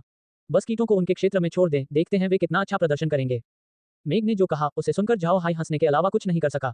मुझे कहना होगा, मेघ, तुम्हारे पास कुछ भयावह विचार हैं। हा, लेकिन आपका विचार अच्छा है। पहले मैं सिर्फ अपने शरीर के कारण लापरवाही से काम नहीं कर सकता था, लेकिन अब जब मैं ठीक हो गया हूँ तो हम देखेंगे कि कौन हमारा सामना करने की हिम्मत करेगा। आइए आशा करें कि एक्सू साम्राज्य के लोग मेरे साथ खिलवाड़ करने का साहस नहीं करेंगे। लौरा भी मेघ के विचार पर मुस्कुराई। इस बिंदु पर लौरा ने सोचा कि उनकी ताकत पहले से ही दुर्जय थी, ऐसा कोई दुश्मन नहीं था जिससे वे निपट नहीं सकते थे। पूरी ईमानदारी से कहें तो झाओ हाई ने हमेशा अपने मरे हुए प्राणियों की ताकत पर ध्यान देने की उपेक्षा की थी। किसी को पता होना चाहिए कि झाओ हाई के पास वर्तमान में कुल 700,000 मरे हुए लोग हैं, और इन 700,000 मरे हुए सभी की ताकत 8वीं रैंक के बराबर है। यदि उन 700,000 मरे लोगों को झाओ हाई द्वारा एक ही बार में रिहा कर दिया जाए तो यह कोई समस्या नहीं होगी, भले ही वे पूरे एक्सू साम्राज्य को धराशायी कर दें। हालांकि झाओ हाई को भी ये पता था, लेकिन उसने इस विचार को अपने दिमाग में रख लिया। ऐसा इसलिए था क्योंकि वह जानता था कि वह अन्य मनुष्यों के साथ युद्ध छेड़ने के लिए भारी मात्रा में मरे हुए लोगों को नहीं छोड़ सकता था। ये सार्वजनिक दुश्मन नंबर 1 होने का एक तरफा टिकट था और झाओ हाई नहीं चाहता था कि ऐसा हो। वह कोई पागल नहीं था जो पूरी दुनिया पर कब्जा करना चाहता था। वह एक औसत व्यक्ति था जिसे संपूर्ण मानव जाति के प्रति कोई द्वेष नहीं था। वह हर समय युद्ध में उलझा नहीं रहना चाहता था। हालांकि स्वर्ग अन्यथा सोचता प्रतीत होता है। ऐसा लगता है कि उसे झाओ हाई का सुर्खियों से बाहर रहना नापसंद है। जब झाओ हाई और अन्य लोग बातें कर रहे थे तो ब्लड हॉक की आवाज सुनाई दी, जो सीधे पर्पल बैम्बू कोर्टयार्ड की ओर जा रही थी। कुछ दिन पहले का समय याद करते हुए स्मिथ अपने अध्ययन कक्ष के अंदर खाली नजरों से बैठा था। फिल बगल में दर्द भरे भाव से उसे देख रहा था। फिल ने स्मिथ की वर्तमान मनोदशा को समझा। ऐसा इसलिए था क्योंकि अभी स्मिथ को परिवार से एक पत्र मिला था जिसमें कहा गया था कि वे अभी भी झाओ हाई से निपटेंगे और इस बार वे कुछ 9वीं रैंक के विशेषज्ञों को साथ लाएंगे। स्मिथ समझ नहीं पा रहे थे कि जब झाओ हाई का मामला आया तो परिवार के बुजुर्गों जैसे बुद्धिमान और चतुर लोग चट्टान की तरह कैसे मूर्ख बन गए। स्मिथ को ऐसा लगा जैसे वह कुछ गायों को आकर्षित कर रहा हो, और स्मिथ के लगातार संदेशों के कारण परिवार अब उससे काफी असंतुष्ट था।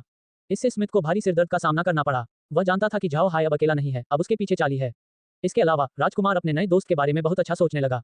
यदि परिवार झाओ हाई को मार देता है तो वे चाली के साथ एक विशाल इकाई बना लेंगे। यदि चाली के भविष्य में सम्राट बनने का परिदृश्य सच हो जाता है तो परिवार के लिए आगे कोई अच्छे दिन नहीं होंगे। वह ये भी जानता था कि परिवार को चाली की कोई परवाह नहीं थी क्योंकि वह केवल तीसरा राजकुमार था, क्राउन प्रिंस नहीं। हालांकि चाली के पास राजगद्दी पाने का अधिकार है, लेकिन वह हमेशा बहुत ही कम महत्वपूर्ण व्यवहार करता था। इससे परिवार तीसरे राजकुमार की उपेक्षा करने लगा। हालांकि स्मिथ को पता था कि चाली इतना अक्षम नहीं था, अन्यथा वर्तमान सम्राट उसे जेड वाटर सिटी क्यों सौंपता। हालांकि इंपीरियल कबीले का बहुत बड़ा प्रभाव था, लेकिन इसके वास्तव में उच्च आय वाले शहरों की संख्या केवल 3 थी, Z water city, rising water city और साम्राज्य की राजधानी कार्सन सिटी। इंपीरियल राजधानी कार्सन सिटी वर्तमान में क्राउन प्रिंस का निवास स्थान था। वह वर्तमान में सम्राट को साम्राज्य का प्रबंधन करने में मदद कर रहा था। ये कहा जा सकता है कि कार्सन सिटी क्राउन प्रिंस के शासन के अधीन है। हालांकि कार्सन सिटी ड्रैगन और बाघों से भरा शहर था। क्राउन प्रिंस के प्रभाव के अलावा अन्य राजकुमारों की शक्ति का केंद्र भी शहर में मौजूद था। शहर में ऐसी ताकतें भी थीं जो उसके प्रभाव से अधिक थीं। यहाँ तक कि कार्सन सिटी पर कैल्सी परिवार की शाखा भी क्राउन प्रिंस के गुट से कम नहीं थी। अपने शाही चाचाओं के साथ क्राउन प्रिंस के लिए शहर को पूरी तरह से नियंत्रित करना बहुत मुश्किल था। इसलिए स्मिथ क्राउन प्रिंस के बारे में आशावादी नहीं थे। दूसरा राजकुमार राइजिंग वाटर सिटी को नियंत्रित करता है। यह एक अच्छी जगह थी, भौगोलिक दृष्टि से स्काई वाटर सिटी के समान। हालांकि स्मिथ भी दूसरे राजकुमार को लेकर आशावादी नहीं थे। इसका कारण यह था कि यह राजकुमार बहुत दूरदर्शी था। वह राइजिंग वाटर सिटी का प्रबंधन ऐसे करता है जैसे एक अपमानजनक किसान अपनी गायों का अत्यधिक दूध निकालता है। इसके कारण बहुत से व्यापारियों को शहर छोड़ने के लिए मजबूर होना पड़ा। यदि अपने अच्छे स्थान के कारण नहीं तो स्मिथ को डर था कि राइजिंग वाटर सिटी पहले ही दिवालिया हो जाएगी। तीसरा राजकुमार चार्ली जेड वाटर सिटी का प्रबंधन करता है। तीसरा राजकुमार होने के बाद भी साम्राज्य की प्रमुख ताकतों ने उस पर ध्यान नहीं दिया। यह अपने आप में लोगों को बहुत अजीब लग रहा था। महाद्वीप के सबसे शक्तिशाली राष्ट्र का तीसरा उत्तराधिकारी ऐसा व्यक्ति था जिस पर किसी ने ध्यान नहीं दिया। यह मामला बहुत रहस्यमय था। इससे केवल ये पता चल सकता है कि राजकुमार हाल ही में बहुत कम व्यवहार कर रहा था कि किसी ने उस पर ध्यान नहीं दिया। लेकिन स्मिथ को पता था कि जब कोई व्यक्ति अदृश्य होता है तो वह अधिक भयानक होता है। यदि आप उस पर ध्यान नहीं देंगे तो आप उसके हाथ में मौजूद कार्डों को नहीं जान पाएंगे। ये एक ऐसा टैलेंट था जिसने किसी को बेहद खौफनाक बना दिया। और इस बार झाओ हाई ने जेड वाटर सिटी में स्थानांतरित होने के लिए राइजिंग वाटर सिटी छोड़ने का फैसला किया, रास्ते में दूसरे राजकुमार को नाराज करते हुए एक ऐसे व्यक्ति को प्राथमिकता दी जिस पर किसी ने कोई ध्यान नहीं दिया। यह अपने आप में झाओ हाई के स्वभाव को दर्शाता है। तो परिवार ने इस पर विचार क्यों नहीं किया? क्या परिवार के लोग सचमुच बड़ी तस्वीर नहीं देख सकते? वे शायद उस पहलू के बारे में भूल गए होंगे क्योंकि उनका ध्यान झाओ हाई से निपटने पर बहुत अधिक केंद्रित था। वे न केवल तीसरे राजकुमार को नाराज करेंगे, वे केल्सी परिवार की प्रतिष्ठा को भी नुकसान पहुंचाएंगे। झाओ हाई की स्थिति महाद्वीप में बहुत प्रसिद्ध थी। लोग जानते थे कि वह एक काला जादूगर है, और जब लोगों ने सुना कि वह स्काई वाटर सिटी गया है तो उन्हें अंदाजा लगाना चाहिए था कि वह रेडियंट चर्च और दक्षिणी राजा बोरिस से भाग गया था और यह मान लिया था कि उसने खुद को केल्सी परिवार में काम पर रख लिया होगा। भले ही महाद्वीप की विभिन्न ताकतें लीग ऑफ डार्क मैजिस के अस्तित्व से अनभिज्ञ थी, फिर भी उन्हें इस तथ्य से अवगत होना चाहिए कि महाद्वीप में डार्क मैजिस के संबंध में केल्सी परिवार का सर्वोच्च प्रभाव था। इस प्रतिष्ठा के कारण कई डार्क मैजिस लीग ऑफ डार्क मैजिस में शामिल हो जाएंगे। इसका कारण यह था कि उन्हें न केवल सहायता मिल पाती थी बल्कि संगठन भी काफी ढीला था।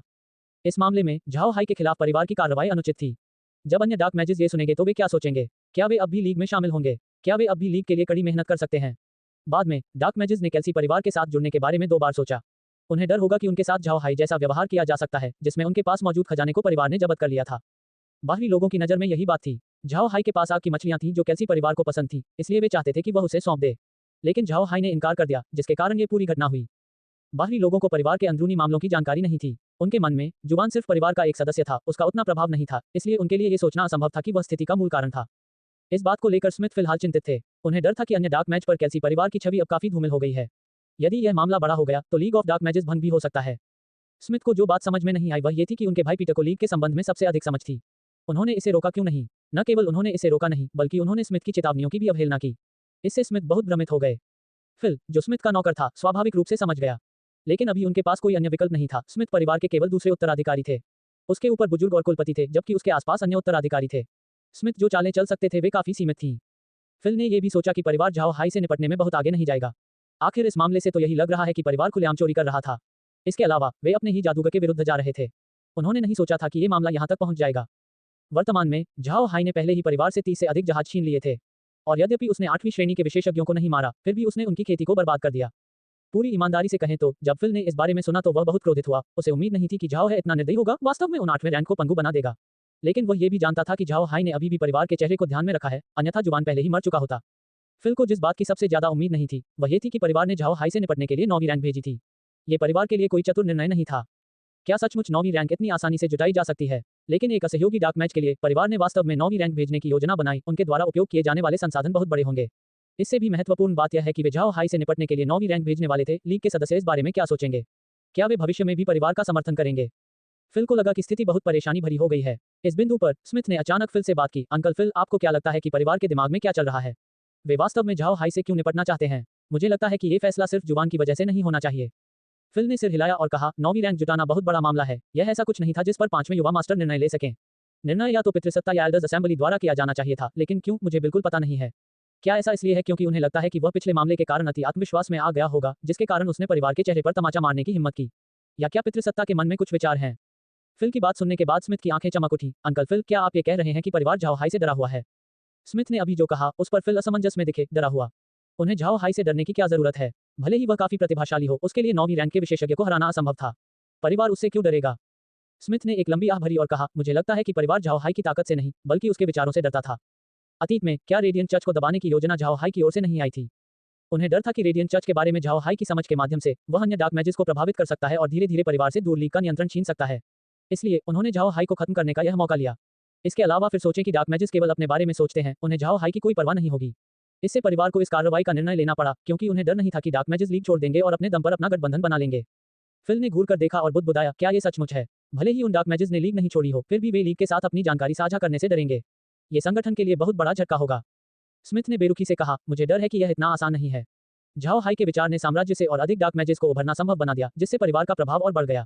भविष्य में इसकी अत्यधिक संभावना थी कि वे युवा डार्क मैजिस स्वयं को परिवार के लिए काम पर रख लेंगे। इस बिंदु पर परिवार अब डार्क मैच की विरासत के बारे में चिंतित नहीं था। उनके लिए लीग अब महत्वपूर्ण नहीं थी, इसलिए उन्होंने फैसला किया कि झाओ हाई से निपटना ठीक है। फिल ने स्मिथ की ओर घूर कर देखा। सच में? क्या परिवार वास्तव में ऐसा कर सकता है? हालांकि वह एक प्रश्न पूछ रहा था, वह पहले ही स्मिथ की बातों से सहमत था। वास्तव में यही कारण हो सकता है कि परिवार ने झाओ हाई से निपटने में संकोच नहीं किया। फिल ने अपने पूरे जीवन भर परिवार की सेवा की थी, इसलिए वह पहले से ही परिवार की मानसिकता को समझते थे। हालांकि केल्सी परिवार हाल ही में बहुत कम महत्वपूर्ण था, लेकिन अंदर से उन्होंने महान कुलीनों के रूप में अपना दृष्टिकोण नहीं बदला। वे अभी भी लालची, धन के लालची और सत्ता के लालची थे। कुछ साल पहले रेडियंट चर्च द्वारा केल्सी परिवार के दमन के कारण उन्हें लीग ऑफ डार्क मैजिस की स्थापना की आवश्यकता महसूस हुई। लीग की स्थापना करने पर उन्होंने इसमें सभी डार्क मैजिस के साथ काफी अच्छा व्यवहार किया। लेकिन सच तो यह है कि केल्सी परिवार अभी भी उन डार्क मैजिस को हेय दृष्टि से देख रहा था। यहाँ तक कि छोटे डार्क मैज कबीले भी थे जो रेडियंट चर्च के हाथों नष्ट नहीं हुए थे, बल्कि केल्सी परिवार के हाथों नष्ट हो गए थे। ये सुनिश्चित करना था कि परिवार डार्क मैजिस के दिमाग में काफी ऊपर रहे। अब झाओ हाई की योजना के कारण परिवार को रेडियंट चर्च के दमन से डरने की जरूरत नहीं थी। इसलिए उन्होंने अपना ध्यान डार्क मैजिस की ओर केंद्रित कर दिया और उन लोगों से निपटने के लिए आगे बढ़े जो परिवार के लिए खतरा पैदा करते हैं। और झाओ हाई निस्संदेह ऐसे ही व्यक्ति थे। परिवार के दृष्टिकोण से झाओ हाई की ताकत केवल 7-8वीं रैंक थी, वह उस क्षेत्र के संबंध में कोई खतरा नहीं था। हालांकि झाओ हाई ने परिवार को जो विचार प्रदान किया वह इतना प्रभावी था कि परिवार उससे डरने लगा। झाओ हाई के लिए इस तरह का विचार देने का मतलब था कि झाओ हाई की क्षमताएं काफी अधिक हैं। यदि अवसर दिया जाए तो शायद वह अपना महान कबीला स्थापित कर सकता है। जब वह समय आएगा, केल्सी परिवार को सभी डार्क मैज का दिल पाने में कठिनाई होगी। इसके अलावा उनकी राय में झाओ हाई के शरीर में परिवार बनाने के लिए आवश्यक सभी स्थितियां थीं। वह युवा है और उसकी ताकत उतनी बुरी नहीं है। पैसों की चिंता न करना उनके लिए बहुत अच्छा है। वह चतुर भी है। ये सब मिलकर केल्सी परिवार के लिए उसके खिलाफ कदम उठाने के लिए पर्याप्त थे। फिल परिवार के तौर तरीकों से सहमत नहीं थे। ऐसा इसलिए था क्योंकि परिवार ने सभी डार्क मैज को भारी नुकसान पहुंचाया था और यह सुनिश्चित किया था कि उनकी शक्ति में वृद्धि न हो। केवल परिवार के रेडियंट चर्च के खिलाफ होने से पेशे के खत्म होने का डर था। अब जब परिवार बेहतर कर रहा है तो वे फिर से अपने पिछले कार्यों पर वापस आ गए। ये वास्तव में एक अदूरदर्शी व्यवहार था। स्मिथ ने फिल की बातों का उत्तर नहीं दिया, लेकिन गंभीर स्वर में उन्होंने कहा, परिवार का दिमाग फिर से सड़ने लगा है। क्या वे सचमुच रेडियंट चर्च की सहायता करना चाहते हैं? नहीं, हम इसकी अनुमति नहीं दे सकते। इस समय फिल अपने विचारों से उबर गया। उसने स्मिथ की ओर देखा और आह भरी, मास्टर, मुझे डर है कि यह आसान नहीं होगा। हम झाओ हाई की रक्षा कैसे करेंगे? परिवार इस बार 9वीं रैंक भेजेगा। झाओ हाई पर विचार न करें। यहाँ तक कि तीसरे राजकुमार चाली भी यूं ही 9वीं रैंक नहीं जुटा सके। स्मिथ का चेहरा भले ही शांत था, लेकिन उनके दिमाग में विचार लगातार घूम रहे थे। वह झाओ हाई को बचाने के तरीके ढूंढने की कोशिश कर रहा था। उनकी राय में झाओ हाओ एक बहुत ही प्रतिभाशाली व्यक्ति था, संभावनाओं से भरपूर। वह सभी डार्क मैज के लिए एक अच्छा आशीर्वाद है। इसके अलावा स्मिथ लीग ऑफ डार्क मैजिस के मिशन को संरक्षित करना चाहते थे। डार्क मैजिस के लिए वहां रहना चाहते थे, लेकिन उन्हें नियंत्रित नहीं करना चाहते थे। उन्हें लीग को अपना ढीला प्रबंधन बनाए रखने की जरूरत है। ऐसा इसलिए था क्योंकि यदि परिवार डार्क मैजिस के प्रबंधन में सख्त हो जाता तो वे उन लोगों को मार सकते थे जो अवज्ञाकारी थे। जब वह समय आएगा तब भी डार्क मैजिस परिवार का सम्मान करेंगे, लेकिन श्रद्धा के कारण नहीं, बल्कि डर के कारण। इसलिए जब डार्क मैजिस की लीग स्थापित हुई तो परिवार ने केवल इसका समर्थन किया और सीधे तौर पर इस पर शासन करने के लिए कदम नहीं उठाया। परिवार को पता था कि डार्क मैजिस ज्यादातर असहयोगी थे। परिवार की वर्तमान प्रथा बहुत गलत थी। यदि उनके कार्यों के कारण डार्क मैजिस को अपना योगदान रोकना पड़ता है तो ये सभी डार्क मैजिस की समग्र स्थिति के लिए बहुत अच्छा नहीं होगा। इससे रेडियंट चर्च के लिए केल्सी परिवार से निपटना आसान हो जाएगा, साथ ही धीरे धीरे इस दुनिया में डार्क मैजिस को खत्म करना भी आसान हो जाएगा। झाओ हाई ने जो सलाह दी जिससे रोसेन साम्राज्य में डार्क मैजिस का प्रसार हुआ, उसके लिए समय की आवश्यकता है। एक बच्चे को पढ़ने, प्रतिभाशाली बनने और एक जिम्मेदार पद संभालने में कम से कम 20 साल लगेंगे। कौन जानता है कि 20 वर्षों में क्या होगा? यदि रोसेन साम्राज्य को ऐसा लगता है कि डार्क मैजिस तेजी से अपनी ताकत बढ़ा रहे हैं तो वे उन्हें दबाना शुरू कर देंगे। रेडियंट चर्च के खतरे के अलावा केल्सी परिवार के लिए मुसीबत बहुत बड़ी होगी। इसलिए लीग ऑफ डार्क मैजिस को भंग नहीं किया जा सकता है। झाओ हाई मर नहीं सकता, उसे जीवित रहना होगा, अन्यथा डार्क मैजिस की इच्छा खत्म हो जाएगी। तब लीग ऑफ डार्क मैजिस केवल नाम के लिए ही अस्तित्व में रहेगा। हालांकि झाओ हाई की रक्षा करना आसान नहीं था। परिवार इस बार झाओ हाई से निपटने के लिए दृढ़ था और स्मिथ ने झाओ हाई के स्वभाव से जो समझा वह कोई समझौता नहीं करेगा, इससे मामला खराब परिणाम तक पहुंच जाएगा। लेकिन इसी समय स्मिथ के दिमाग में अचानक शैतान जाग उठा। इसने उसके दिमाग पर कब्जा करना शुरू कर दिया। इसके अलावा उसका नियंत्रण और भी बड़ा हो गया। ये शैतान निश्चित रूप से वह विचार था जो पिछले कई दिनों से स्मिथ के दिमाग में चल रहा था, मेगन की शादी झाओ हाई से करने का विचार। यह विचार काफी समय तक स्मिथ के मन में मौजूद था, लेकिन उनमें इस पर अमल करने का साहस नहीं था। झाओ हाई की रक्षा करना आसान नहीं था, लेकिन अगर झाओ हाई ने मेगन से शादी की तो वह केल्सी परिवार से एक व्यक्ति बन जाएगा। इस तरह परिवार उसके खिलाफ कार्रवाई नहीं कर पाएगा। आगे देखने पर यह वास्तव में झाओ हाई के संघर्ष से बचने का सबसे अच्छा तरीका था। विचार और अधिक तीव्र होता जा रहा था, इस हद तक कि स्मिथ अब इसका विरोध नहीं कर सका। स्मिथ के रंग में बदलाव देखकर जैसे कि वह किसी समाधान के प्रति आश्वस्त हो गया हो, फिल ने पूछा, क्या सिटी लॉर्ड को कोई रास्ता मिल गया? स्मिथ फिल की ओर मुड़े और सिर हिलाया। मेरे पास एक है, लेकिन इसे काम करने के लिए एक व्यक्ति की सहमति की आवश्यकता है। अगर वह नहीं मानेगी तो ये बेकार होगा। फिल असमंजस में था और उसने स्मिथ को घूरते हुए कहा, ये कौन है? क्या ये सबसे बड़ा युवा मास्टर है? लेकिन क्या सबसे बड़े युवा मास्टर परिवार की कार्रवाई से सहमत नहीं थे? स्मिथ ने अपना सिर हिलाया और कहा, ये बिग ब्रदर नहीं है, यह मेगन है। जब फिल ने स्मिथ की बातें सुनी तो उन्हें तुरंत विचार समझ में आ गया। उसकी अभिव्यक्ति मदद नहीं कर सकी, लेकिन बदल गई। चूंकि वह लंबे समय तक स्मिथ के साथ थे, इसलिए उन्होंने मेगन को बड़े होते हुए भी देखा। फिल के लिए केल्सी परिवार की प्लम ब्लॉसम राजकुमारी उनकी अपनी पोती की तरह थी। जब उन्होंने स्मिथ को सुना तो पहले तो उन्हें यह पसंद नहीं आया। हालांकि वह एक ऐसे व्यक्ति भी थे जो बड़ी तस्वीर देख सकते थे। उसे अपने शब्दों पर विचार करते हुए देखकर स्मिथ ने फिल की ओर देखा। वह जानता था कि फिल मेगन के लिए कैसा महसूस करता है, इसलिए उसने कहा, मेगन ने कुछ दिन पहले मुझसे कहा था कि वह सिर्फ सोना नहीं चाहती थी और मरने का इंतजार नहीं करना चाहती थी। वह परिवार के लिए कुछ करना चाहती थी और किसी ऐसे रईस से शादी नहीं करना चाहती थी जो केवल खाना और खेलना जानता हो। लेकिन अगर हम उसकी शादी अन्य कुलीन परिवारों के वैध उत्तराधिकारियों से करेंगे तो मुझे डर है कि उसे धमकाया जाएगा। हमने सारी जिंदगी उसकी इतनी हिफाजत की कि अब वह अपनी जिंदगी से ऊब चुकी है। अंकल झाओ हाई से भी मिल चुके हैं, वह युवक बहुत अच्छा है, हालांकि उसके पहले से ही दो चेहरे हैं, आप साफ देख सकते हैं कि उनका एक दूसरे के प्रति रवैया बहुत अच्छा है। मेगन के लिए यह बहुत अच्छी खबर है। और सबसे महत्वपूर्ण बात यह है कि झाओ हाई भी बहुत मजबूत है। भले ही भविष्य में उसकी ताकत हमसे बड़ी हो जाए, उस पर नजर रखने के लिए हमारे पास मेगन है। आप क्या सोचते हैं? फिल अभी भी स्मिथ की बातें सुन रहा था। फिल ने जो सुना उससे लगता है कि स्मिथ को इस मामले पर सिर्फ 1 या 2 दिन तक नहीं सोचना चाहिए था। ऐसा लगता है जैसे उसने पहले ही इस बारे में पूरी तरह से सोच लिया हो। झाओ हाई के बारे में फिल की धारणा भी बहुत अच्छी है। वह विनम्र, जमीन से जुड़े व्यक्ति थे और यह जानते थे कि क्या करना सही है। हालांकि उनकी उत्पत्ति रहस्यमय है, लेकिन यह निर्विवाद था कि उनका भविष्य असीमित था। अगर मेगन झाओ हाई से शादी करती तो ये भी बहुत अच्छा होता। हालांकि फिल ने फिर भी कहा, हम जो सोचते हैं वह महत्वहीन है, इस मामले पर केवल मेगन की राय पर विचार किया जा सकता है। अगर मेगन असहमत है तो मैं झाओ हाई से उसकी शादी नहीं करवाऊंगा। जैसे ही स्मिथ ने फिल को सुना, उसे पता चल गया कि उसका गृहस्वामी पहले ही सहमत हो चुका है। लेकिन जैसा कि फिल ने कहा, सब कुछ मेगन पर निर्भर करता है। अगर वह मान गई तो बाकी सब चीजें संभालना बहुत आसान हो जाएगा। यदि वह ऐसा नहीं करती तो वे उस पर दबाव नहीं डालेंगे। आखिरकार स्मिथ अभी भी अपनी बेटी के प्रति सुरक्षात्मक थे। स्मिथ ने सिर हिलाया और कहा, अंकल फिल को राहत मिल सकती है, अगर मेगन असहमत है तो हम दूसरा समाधान ढूंढेंगे। लेकिन मुझे लगता है कि हमें उससे पूछने के लिए किसी अन्य व्यक्ति को ढूंढना चाहिए। मुझे डर है कि अगर आप या मैं पूछेंगे तो वह असहमत नहीं हो पाएगी, उस लड़की की त्वचा बहुत पतली है। फिल मंद मंद मुस्कुराया और कहा, ओह, समय वास्तव में बहुत तेजी से बीत जाता है। पलक झपकते ही मेगन विवाह योग्य उम्र तक पहुंच गई। हे सिटी लॉर्ड, मुझे लगता है कि आपको इस बारे में मैडम से चर्चा करनी चाहिए, वह इस मामले को पूछने के लिए सबसे अच्छी व्यक्ति होंगी। स्मिथ ने सिर हिलाया, ठीक है, फिर मैं तुरंत मैडम से बात करने जाऊंगा। मुझे पहले उसे यह स्पष्ट करना होगा, अन्यथा वह सहमत नहीं होगी। फिर वह भाग गया। फिल ने अपना सिर हिलाया और ठीक पीछे चला गया। स्मिथ की पत्नी भी काफी प्रभावशाली थी। परिवार के लाभ के लिए अपनी बेटियों की शादी न करने के नियम के कारण स्वाभाविक रूप से परिवार की पत्नियों को भी उच्च पद पर रखा जाता था। हालांकि भले ही स्मिथ की पत्नी के पास कुछ शक्तियां थीं, लेकिन उन दोनों की शादी के बाद से वह हमेशा स्मिथ का समर्थन करती रही हैं।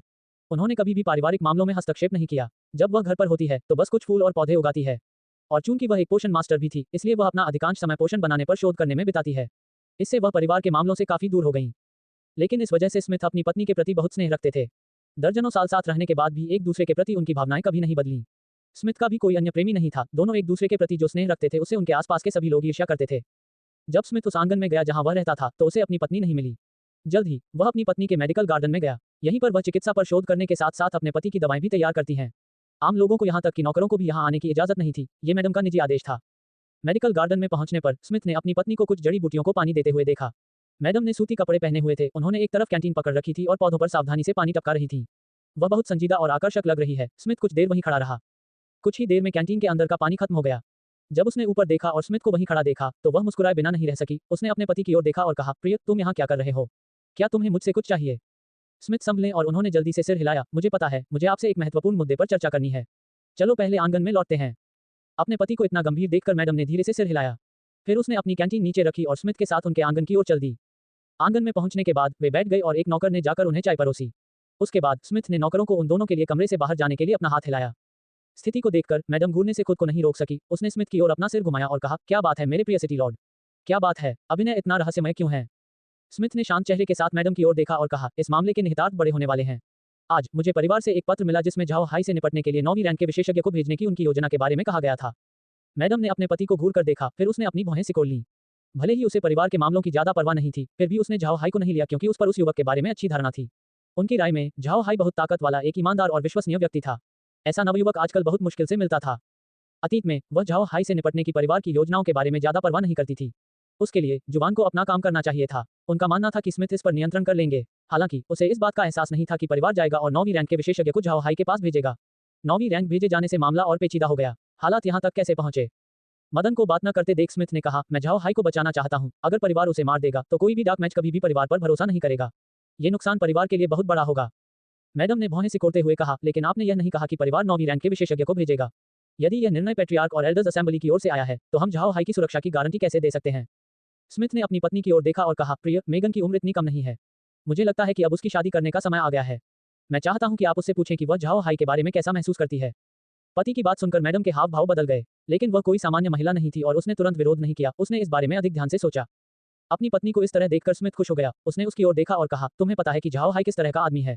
आपने लॉरा और मेग को भी देखा है। मुझे लगता है कि अगर मेगन झाओ हाई से शादी करती तो उसे भविष्य में कोई परेशानी नहीं होती। इस तरह मेगन के पास लौटने के लिए एक सुरक्षित घर होगा।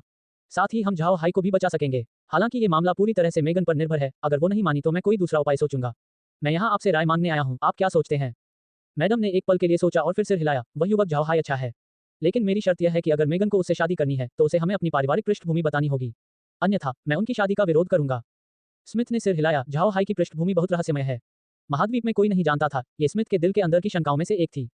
अब जब मैडम सहमत हो गईं, तो स्मिथ अब अगले कदम पर आगे बढ़ सकते हैं। उन्होंने अपनी पत्नी की ओर रुख किया और कहा, जब आप सहमत हो गईं, तो अगला मामला आसान है। मैं चाहता हूं कि आप मेगन से यह पूछने में मेरी मदद करें कि वह इस बारे में क्या सोचता है। आखिरकार यह कोई ऐसी चीज नहीं है जो एक पिता अपनी बेटी से पूछ सके। सीधे मत पूछो, पहले उससे पूछो कि वह झाओ हाई के बारे में क्या सोचती है। आखिरकार उनके संपर्क में आने का समय इतना लंबा नहीं था। उससे धीरे धीरे पूछताछ करें, लेकिन याद रखें कि मुझे अगले दिनों में झाओ हाई को एक पत्र भेजना होगा, जिससे वह तुरंत स्काई वाटर सिटी वापस आ जाए। यदि मेगन असहमत हैं, तो कम से कम हमें उन्हें सूचित करना चाहिए कि परिवार उनसे निपटने के लिए 9वीं रैंक भेजने की योजना बना रहा है। मैडम ने सिर हिलाया। ठीक है, यह मुझ पर छोड़ दो। प्रिय, क्या तुम्हें सचमुच झाओ हाई पसंद है? योजना परिवार द्वारा तय की गई थी। यदि आप वास्तव में झाओ हाई के साथ अपनी योजना पर चलते हैं, तो आप लगभग सभी को नाराज कर रहे होंगे। स्मिथ ने आह भरते हुए कहा, मैं हर किसी को खुश नहीं कर सकता, लेकिन अगर परिवार इस ऑपरेशन में सफल हो जाता है, तो उसका भाग्य मोक्ष से परे होगा। तब स्मिथ ने अपनी पत्नी को उन अटकलों के बारे में बताया जो उनके और फिल के बीच पहले सामने आई थी। मैडम ने भौहें सिकोड़ लीं। भले ही उन्हें इन बातों की परवाह नहीं थी, लेकिन इसका मतलब यह नहीं था कि वह इसे समझ नहीं सकती थी। वह लंबे समय तक परिवार के अंदर रही, इसलिए वह अभी भी इसके आंतरिक कामकाज के बारे में स्पष्ट थी। वह स्मिथ की अटकलों से सहमत थी। स्मिथ के बात करने के बाद मैडम ने आह भरी और कहा, परिवार को रेडियंट चर्च द्वारा इतने लंबे समय तक दबाया गया था।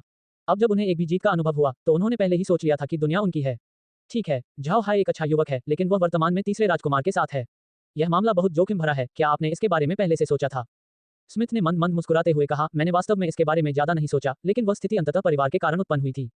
झाओ हाई मूर्ख नहीं है, वह चतुर है। ये देखकर कि यहाँ उसके साथ कुछ दुर्घटनाएं हुई हैं, वह स्वाभाविक रूप से खुद को भागने का रास्ता दे देगा। लेकिन इससे कोई फर्क नहीं पड़ता। भले ही हमारा महान परिवार सिंहासन के लिए संघर्ष में शामिल नहीं हुआ, झाओ हाई हमारे परिवार से नहीं था। यहाँ तक कि अगर वह मेगन से शादी करता है, तो भी वह हमारे परिवार का नाम नहीं लेगा, इसलिए ये हमारे लिए ठीक होना चाहिए। और यदि तीसरा राजकुमार सफल हुआ, तो ये हमारे परिवार के लिए एक अच्छा बोनस होगा। आखिरकार इस मामले में खतरा और फायदा दोनों है, आधा आधा। मैडम ने फिर कहा, ठीक है, मैं अगले 2 दिनों में मेगन के पास जाऊंगी। आप कैसे हैं? आप झाओ हाई के लिए पत्र कब भेजेंगे? आपको उसके द्वारा दिए गए ब्लड हॉक का उपयोग जल्द से जल्द उसे प्राप्त करने के लिए करना चाहिए, अन्यथा बहुत देर हो चुकी होगी यदि परिवार ने पहले ही अपने 9वीं रैंक के विशेषज्ञ को भेज दिया है। स्मिथ ने सिर हिलाया और कहा, मैंने जो सुना, झाओ हाई अभी भी जेड वाटर सिटी में नहीं था।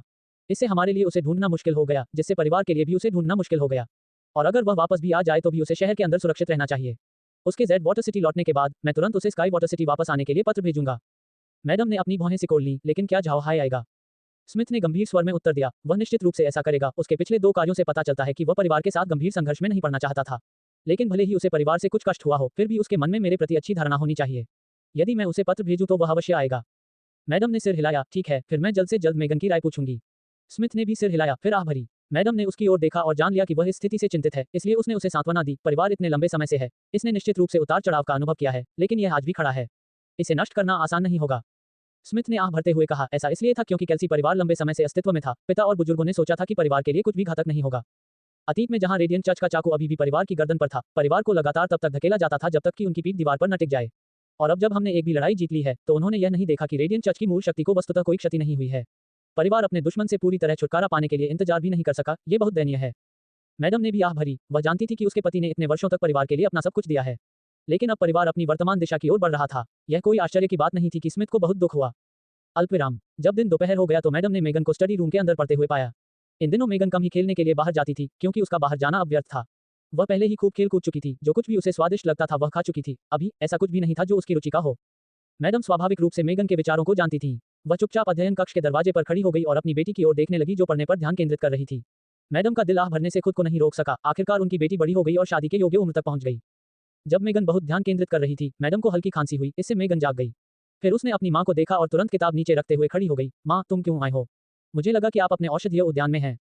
मैडम ने मुस्कुराते हुए कहा, मैं पूरे दिन बगीचे के अंदर नहीं रह सकती। ठीक है मेगन, तुम खेलने के लिए बाहर क्यों नहीं गई? क्या वहाँ कुछ गड़बड़ है? क्या आप दुखी हैं? मेगन ने अपना सिर हिलाया और कहा, ये कुछ भी नहीं है, लेकिन कुछ भी मुझे उत्तेजित नहीं करता है। जब मैं खाने पीने के लिए बाहर जाता हूँ तो मुझे बोरियत महसूस होती है। मैं घर पर भी पढ़ सकता हूँ। मैडम मेगन के पास पहुंची और उन्होंने मेगन के सिर पर हाथ फेरते हुए मुस्कुराते हुए कहा, मेरी छोटी सी मेगन बड़ी हो गई है। आखिरकार वह बहुत समझदार हो गई है। हे, तुम्हारे पिता अवश्य प्रसन्न होंगे। मेगन ने अपने होंठ थपथपाए और कहा, मुझे ऐसा नहीं लगता।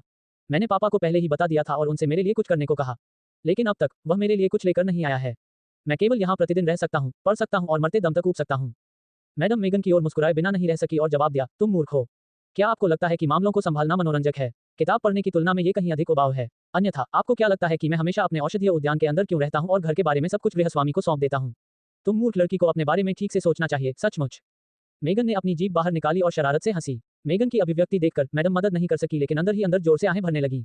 लेकिन उसने फिर भी धीरे से कहा, मेगन, क्या तुम्हें लॉरा और मेग पसंद हैं? अपनी माँ की बातें सुनकर मेगन अपने आप को रोक नहीं पाए और उदास भाव से सिर हिलाया। सिस्टर लॉरा और सिस्टर मेग मेरी सबसे अच्छी दोस्त बन गई हैं। उन्होंने मेरी जान भी बचाई, लेकिन परिवार फिलहाल उनके पीछे पड़ा है। माँ, क्या पिताजी उन्हें रोक नहीं सकते थे? मैडम ने आह भरते हुए कहा, अरे मूर्ख लड़की, क्या तुम सोचती हो कि तुम्हारे पिता पितृसत्ता हैं? कुछ मामले ऐसे होते हैं जिन्हें आपके पिता नहीं संभाल सकते, उन्हें परिवार की बात सुननी होगी।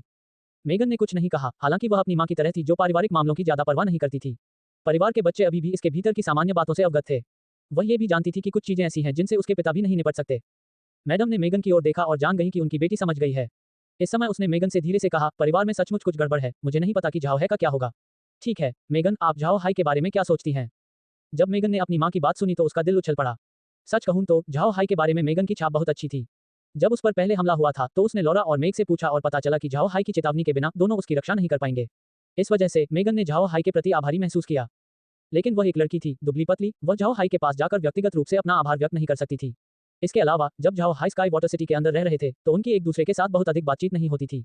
उसके दिमाग में झाओ हाई वह आदमी था जिसके चेहरे पर हमेशा मुस्कुराहट रहती थी, वह व्यक्ति जो लॉरा और मेग से प्यार करता था, उस तरह का प्यार जिससे लोगों को ईर्ष्या महसूस होती थी।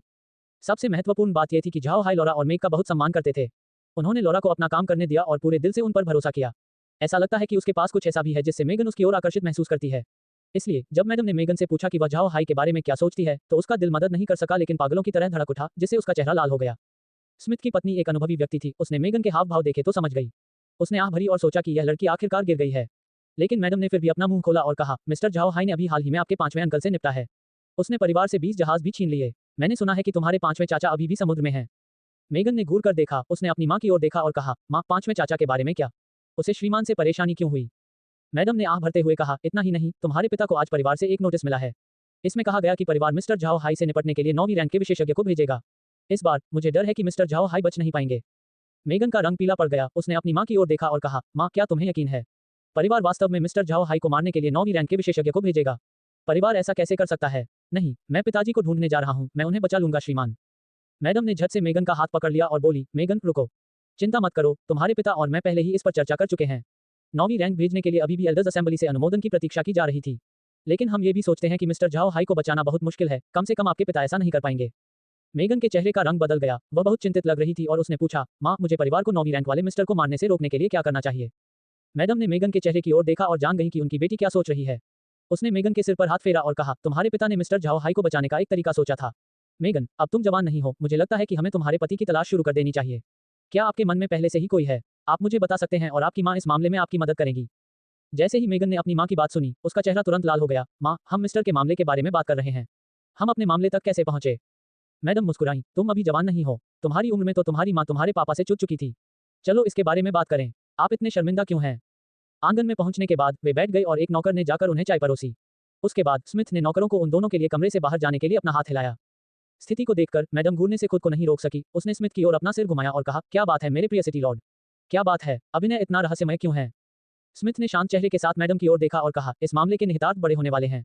आज मुझे परिवार से एक पत्र मिला जिसमें झाओ हाई से निपटने के लिए 9वीं रैंक के विशेषज्ञ को भेजने की उनकी योजना के बारे में कहा गया था। मैडम ने अपने पति को घूर कर देखा, फिर उसने अपनी भौहें सिकोड़ लीं। भले ही उसे परिवार के मामलों की ज्यादा परवाह नहीं थी, फिर भी उसने झाओ हाई को नहीं लिया क्योंकि उस पर उस युवक के बारे में अच्छी धारणा थी। उनकी राय में झाओ हाई बहुत ताकत वाला, एक ईमानदार और विश्वसनीय व्यक्ति था। ऐसा नवयुवक आजकल बहुत मुश्किल से मिलता था। अतीत में वह झाओ हाई से निपटने की परिवार की योजनाओं के बारे में ज्यादा परवाह नहीं करती थी। उसके लिए जुबान को अपना काम करना चाहिए था। उनका मानना था कि स्मिथ इस पर नियंत्रण कर लेंगे। हालांकि उसे इस बात का एहसास नहीं था कि परिवार जाएगा और 9वीं रैंक के विशेषज्ञ को झाओ हाई के पास भेजेगा। 9वीं रैंक भेजे जाने से मामला और पेचीदा हो गया। हालात यहाँ तक कैसे पहुंचे? मदन को बात न करते देख स्मिथ ने कहा, मैं झाओ हाई को बचाना चाहता हूँ। अगर परिवार उसे मार देगा तो कोई भी डार्क मैच कभी भी परिवार पर भरोसा नहीं करेगा। ये नुकसान परिवार के लिए बहुत बड़ा होगा। मैडम ने भौहें सिकोड़ते हुए कहा, लेकिन आपने यह नहीं कहा कि परिवार 9वीं रैंक के विशेषज्ञ को भेजेगा। यदि यह निर्णय पैट्रियार्क और एल्डर्स असेंबली की ओर से आया है तो हम झाओ हाई की सुरक्षा की गारंटी कैसे दे सकते हैं? स्मिथ ने अपनी पत्नी की ओर देखा और कहा, प्रिय, मेगन की उम्र इतनी कम नहीं है। मुझे लगता है कि अब उसकी शादी करने का समय आ गया है। मैं चाहता हूं कि आप उससे पूछें कि वह झाओ हाई के बारे में कैसा महसूस करती है। पति की बात सुनकर मैडम के हाव भाव बदल गए, लेकिन वह कोई सामान्य महिला नहीं थी और उसने तुरंत विरोध नहीं किया। उसने इस बारे में अधिक ध्यान से सोचा। अपनी पत्नी को इस तरह देखकर स्मिथ खुश हो गया। उसने उसकी ओर देखा और कहा, तुम्हें पता है कि झाओ हाई किस तरह का आदमी है? आपने लॉरा और मेग को भी देखा है। मुझे लगता है कि अगर मेगन झाओ हाई से शादी करती तो उसे भविष्य में कोई परेशानी नहीं होती। इस तरह मेगन के पास लौटने के लिए एक सुरक्षित घर होगा। साथ ही हम झाओ हाई को भी बचा सकेंगे। हालांकि ये मामला पूरी तरह से मेगन पर निर्भर है, अगर वो नहीं मानी तो मैं कोई दूसरा उपाय सोचूंगा। मैं यहाँ आपसे राय मांगने आया हूँ, आप क्या सोचते हैं? मैडम ने एक पल के लिए सोचा और फिर सिर हिलाया। वह युवक झाओ हाई अच्छा है। लेकिन मेरी शर्त यह है कि अगर मेगन को उससे शादी करनी है तो उसे हमें अपनी पारिवारिक पृष्ठभूमि बतानी होगी, अन्यथा मैं उनकी शादी का विरोध करूंगा। स्मिथ ने सिर हिलाया। झाओ हाई की पृष्ठभूमि बहुत रहस्यमय है। महाद्वीप में कोई नहीं जानता था। ये स्मिथ के दिल के अंदर की शंकाओं में से एक थी। अब जब मैडम सहमत हो गईं, तो स्मिथ अब अगले कदम पर आगे बढ़ सकते हैं। उन्होंने अपनी पत्नी की ओर रुख किया और कहा, जब आप सहमत हो गईं, तो अगला मामला आसान है। मैं चाहता हूं कि आप मेगन से यह पूछने में मेरी मदद करें कि वह इस बारे में क्या सोचता है। आखिरकार यह कोई ऐसी चीज नहीं है जो एक पिता अपनी बेटी से पूछ सके। सीधे मत पूछो, पहले उससे पूछो कि वह झाओ हाई के बारे में क्या सोचती है। आखिरकार उनके संपर्क में आने का समय इतना लंबा नहीं था। उससे धीरे धीरे पूछताछ करें, लेकिन याद रखें कि मुझे अगले दिनों में झाओ हाई को एक पत्र भेजना होगा, जिससे वह तुरंत स्काई वाटर सिटी वापस आ जाए। यदि मेगन असहमत हैं, तो कम से कम हमें उन्हें सूचित करना चाहिए कि परिवार उनसे निपटने के लिए 9वीं रैंक भेजने की योजना बना रहा है। मैडम ने सिर हिलाया। ठीक है, यह मुझ पर छोड़ दो। प्रिय, क्या तुम्हें सचमुच झाओ हाई पसंद है? योजना परिवार द्वारा तय की गई थी। यदि आप वास्तव में झाओ हाई के साथ अपनी योजना पर चलते हैं, तो आप लगभग सभी को नाराज कर रहे होंगे। स्मिथ ने आह भरते हुए कहा, मैं हर किसी को खुश नहीं कर सकता, लेकिन अगर परिवार इस ऑपरेशन में सफल हो जाता है, तो उसका भाग्य मोक्ष से परे होगा। तब स्मिथ ने अपनी पत्नी को उन अटकलों के बारे में बताया जो उनके और फिल के बीच पहले सामने आई थी। मैडम ने भौहें सिकोड़ ली। भले ही उन्हें इन बातों की परवाह नहीं थी, लेकिन इसका मतलब यह नहीं था कि वह इसे समझ नहीं सकती थी। वह लंबे समय तक परिवार के अंदर रही, इसलिए वह अभी भी इसके आंतरिक कामकाज के बारे में स्पष्ट थी। वह स्मिथ की अटकलों से सहमत थी। स्मिथ के बात करने के बाद मैडम ने आह भरी और कहा, परिवार को रेडियंट चर्च द्वारा इतने लंबे समय तक दबाया गया था। अब जब उन्हें एक भी जीत का अनुभव हुआ, तो उन्होंने पहले ही सोच लिया था कि दुनिया उनकी है। ठीक है, झाओ हाई एक अच्छा युवक है, लेकिन वह वर्तमान में तीसरे राजकुमार के साथ है। यह मामला बहुत जोखिम भरा है। क्या आपने इसके बारे में पहले से सोचा था? स्मिथ ने मंद मंद मुस्कुराते हुए कहा, मैंने वास्तव में इसके बारे में ज्यादा नहीं सोचा, लेकिन वह स्थिति अंततः परिवार के कारण उत्पन्न हुई थी। झाओ हाई मूर्ख नहीं है, वह चतुर है। ये देखकर कि यहाँ उसके साथ कुछ दुर्घटनाएं हुई हैं, वह स्वाभाविक रूप से खुद को भागने का रास्ता दे देगा। लेकिन इससे कोई फर्क नहीं पड़ता। भले ही हमारा महान परिवार सिंहासन के लिए संघर्ष में शामिल नहीं हुआ, झाओ हाई हमारे परिवार से नहीं था। यहाँ तक कि अगर वह मेगन से शादी करता है, तो भी वह हमारे परिवार का नाम नहीं लेगा, इसलिए ये हमारे लिए ठीक होना चाहिए। और यदि तीसरा राजकुमार सफल हुआ, तो ये हमारे परिवार के लिए एक अच्छा बोनस होगा। आखिरकार इस मामले में खतरा और फायदा दोनों है, आधा आधा। मैडम ने फिर कहा, ठीक है, मैं अगले 2 दिनों में मेगन के पास जाऊंगी। आप कैसे हैं? आप झाओ हाई के लिए पत्र कब भेजेंगे? आपको उसके द्वारा दिए गए ब्लड हॉक का उपयोग जल्द से जल्द उसे प्राप्त करने के लिए करना चाहिए, अन्यथा बहुत देर हो चुकी होगी यदि परिवार ने पहले ही अपने 9वीं रैंक के विशेषज्ञ को भेज दिया है। स्मिथ ने सिर हिलाया और कहा, मैंने जो सुना, झाओ हाई अभी भी जेड वाटर सिटी में नहीं था। इससे हमारे लिए उसे ढूंढना मुश्किल हो गया, जिससे परिवार के लिए भी उसे ढूंढना मुश्किल हो गया। और अगर वह वापस भी आ जाए तो भी उसे शहर के अंदर सुरक्षित रहना चाहिए। उसके जेड वाटर सिटी लौटने के बाद मैं तुरंत उसे स्काई वाटर सिटी वापस आने के लिए पत्र भेजूंगा। मैडम ने अपनी भौहें सिकोड़ ली। लेकिन क्या झाओ हाई आएगा? स्मिथ ने गंभीर स्वर में उत्तर दिया, वह निश्चित रूप से ऐसा करेगा। उसके पिछले 2 कार्यों से पता चलता है कि वह परिवार के साथ गंभीर संघर्ष में नहीं पड़ना चाहता था। लेकिन भले ही उसे परिवार से कुछ कष्ट हुआ हो, फिर भी उसके मन में मेरे प्रति अच्छी धारणा होनी चाहिए। यदि मैं उसे पत्र भेजूं तो वह अवश्य आएगा। मैडम ने सिर हिलाया। ठीक है, फिर मैं जल्द से जल्द मेगन की राय पूछूंगी। स्मिथ ने भी सिर हिलाया, फिर आह भरी। मैडम ने उसकी ओर देखा और जान लिया कि वह इस स्थिति से चिंतित है, इसलिए उसने उसे सांत्वना दी। परिवार इतने लंबे समय से है, इसने निश्चित रूप से उतार चढ़ाव का अनुभव किया है, लेकिन यह आज भी खड़ा है। इसे नष्ट करना आसान नहीं होगा। स्मिथ ने आह भरते हुए कहा, ऐसा इसलिए था क्योंकि कैल्सी परिवार लंबे समय से अस्तित्व में था। पिता और बुजुर्गों ने सोचा था कि परिवार के लिए कुछ भी घातक नहीं होगा। अतीत में जहां रेडियंट चर्च का चाकू अभी भी परिवार की गर्दन पर था, परिवार को लगातार तब तक धकेला जाता था जब तक कि उनकी पीठ दीवार पर न टिक जाए। और अब जब हमने एक भी लड़ाई जीत ली है, तो उन्होंने यह नहीं देखा कि रेडियंट चर्च की मूल शक्ति को वस्तुतः कोई क्षति नहीं हुई है। परिवार अपने दुश्मन से पूरी तरह छुटकारा पाने के लिए इंतजार भी नहीं कर सका। ये बहुत दयनीय है। मैडम ने भी आह भरी। वह जानती थी कि उसके पति ने इतने वर्षों तक परिवार के लिए अपना सब कुछ दिया है, लेकिन अब परिवार अपनी वर्तमान दिशा की ओर बढ़ रहा था। यह कोई आश्चर्य की बात नहीं थी कि स्मिथ को बहुत दुख हुआ। अल्पविराम। जब दिन दोपहर हो गया तो मैडम ने मेगन को स्टडी रूम के अंदर पढ़ते हुए पाया। इन दिनों मेगन कम ही खेलने के लिए बाहर जाती थी, क्योंकि उसका बाहर जाना अब व्यर्थ था। वह पहले ही खूब खेल कूद चुकी थी। जो कुछ भी उसे स्वादिष्ट लगता था वह खा चुकी थी। अभी ऐसा कुछ भी नहीं था जो उसकी रुचि का हो। मैडम स्वाभाविक रूप से मेगन के विचारों को जानती थी। वह चुपचाप अध्ययन कक्ष के दरवाजे पर खड़ी हो गई और अपनी बेटी की ओर देखने लगी, जो पढ़ने पर ध्यान केंद्रित कर रही थी। मैडम का दिल आह भरने से खुद को नहीं रोक सका। आखिरकार उनकी बेटी बड़ी हो गई और शादी के योग्य उम्र तक पहुंच गई। जब मेगन बहुत ध्यान केंद्रित कर रही थी, मैडम को हल्की खांसी हुई। इससे मेगन जाग गई। फिर उसने अपनी माँ को देखा और तुरंत किताब नीचे रखते हुए खड़ी हो गई। माँ, तुम क्यों आए हो? मुझे लगा कि आप अपने औषधीय उद्यान में हैं। मैडम ने मुस्कुराते हुए कहा, मैं पूरे दिन बगीचे के अंदर नहीं रह सकती। ठीक है, मेगन, तुम खेलने के लिए बाहर क्यों नहीं गई? क्या वहाँ कुछ गड़बड़ है? क्या आप दुखी हैं? मेगन ने अपना सिर हिलाया और कहा, ये कुछ भी नहीं है, लेकिन कुछ भी मुझे उत्तेजित नहीं करता है। जब मैं खाने पीने के लिए बाहर जाता हूँ तो मुझे बोरियत महसूस होती है। मैं घर पर भी पढ़ सकता हूँ। मैडम मेगन के पास पहुंची और उन्होंने मेगन के सिर पर हाथ फेरते हुए मुस्कुराते हुए कहा, मेरी छोटी सी मेगन बड़ी हो गई है। आखिरकार वह बहुत समझदार हो गई है। हे, तुम्हारे पिता अवश्य प्रसन्न होंगे। मेगन ने अपने होंठ थपथपाए और कहा, मुझे ऐसा नहीं लगता। मैंने पापा को पहले ही बता दिया था और उनसे मेरे लिए कुछ करने को कहा, लेकिन अब तक वह मेरे लिए कुछ लेकर नहीं आया है। मैं केवल यहाँ प्रतिदिन रह सकता हूँ, पढ़ सकता हूँ और मरते दम तक ऊब सकता हूँ। मैडम मेगन की ओर मुस्कुराए बिना नहीं रह सकी और जवाब दिया, तुम मूर्ख हो। क्या आपको लगता है कि मामलों को संभालना मनोरंजक है? किताब पढ़ने की तुलना में ये कहीं अधिक उबाऊ है। अन्यथा आपको क्या लगता है कि मैं हमेशा अपने औषधीय उद्यान के अंदर क्यों रहता हूँ और घर के बारे में सब कुछ गृहस्वामी को सौंप देता हूँ? तुम मूर्ख लड़की को अपने बारे में ठीक से सोचना चाहिए, सचमुच। मेगन ने अपनी जीभ बाहर निकाली और शरारत से हंसी। मेगन की अभिव्यक्ति देखकर मैडम मदद नहीं कर सकी, लेकिन अंदर ही अंदर जोर से आहें भरने लगी। लेकिन उसने फिर भी धीरे से कहा, मेगन, क्या तुम्हें लॉरा और मेग पसंद हैं? अपनी माँ की बातें सुनकर मेगन अपने आप को रोक नहीं पाए और उदास भाव से सिर हिलाया। सिस्टर लॉरा और सिस्टर मेग मेरी सबसे अच्छी दोस्त बन गई हैं। उन्होंने मेरी जान भी बचाई, लेकिन परिवार फिलहाल उनके पीछे पड़ा है। माँ, क्या पिताजी उन्हें रोक नहीं सकते थे? मैडम ने आह भरते हुए कहा, अरे मूर्ख लड़की, क्या तुम सोचती हो कि तुम्हारे पिता पितृसत्ता हैं? कुछ मामले ऐसे होते हैं जिन्हें आपके पिता नहीं संभाल सकते, उन्हें परिवार की बात सुननी होगी।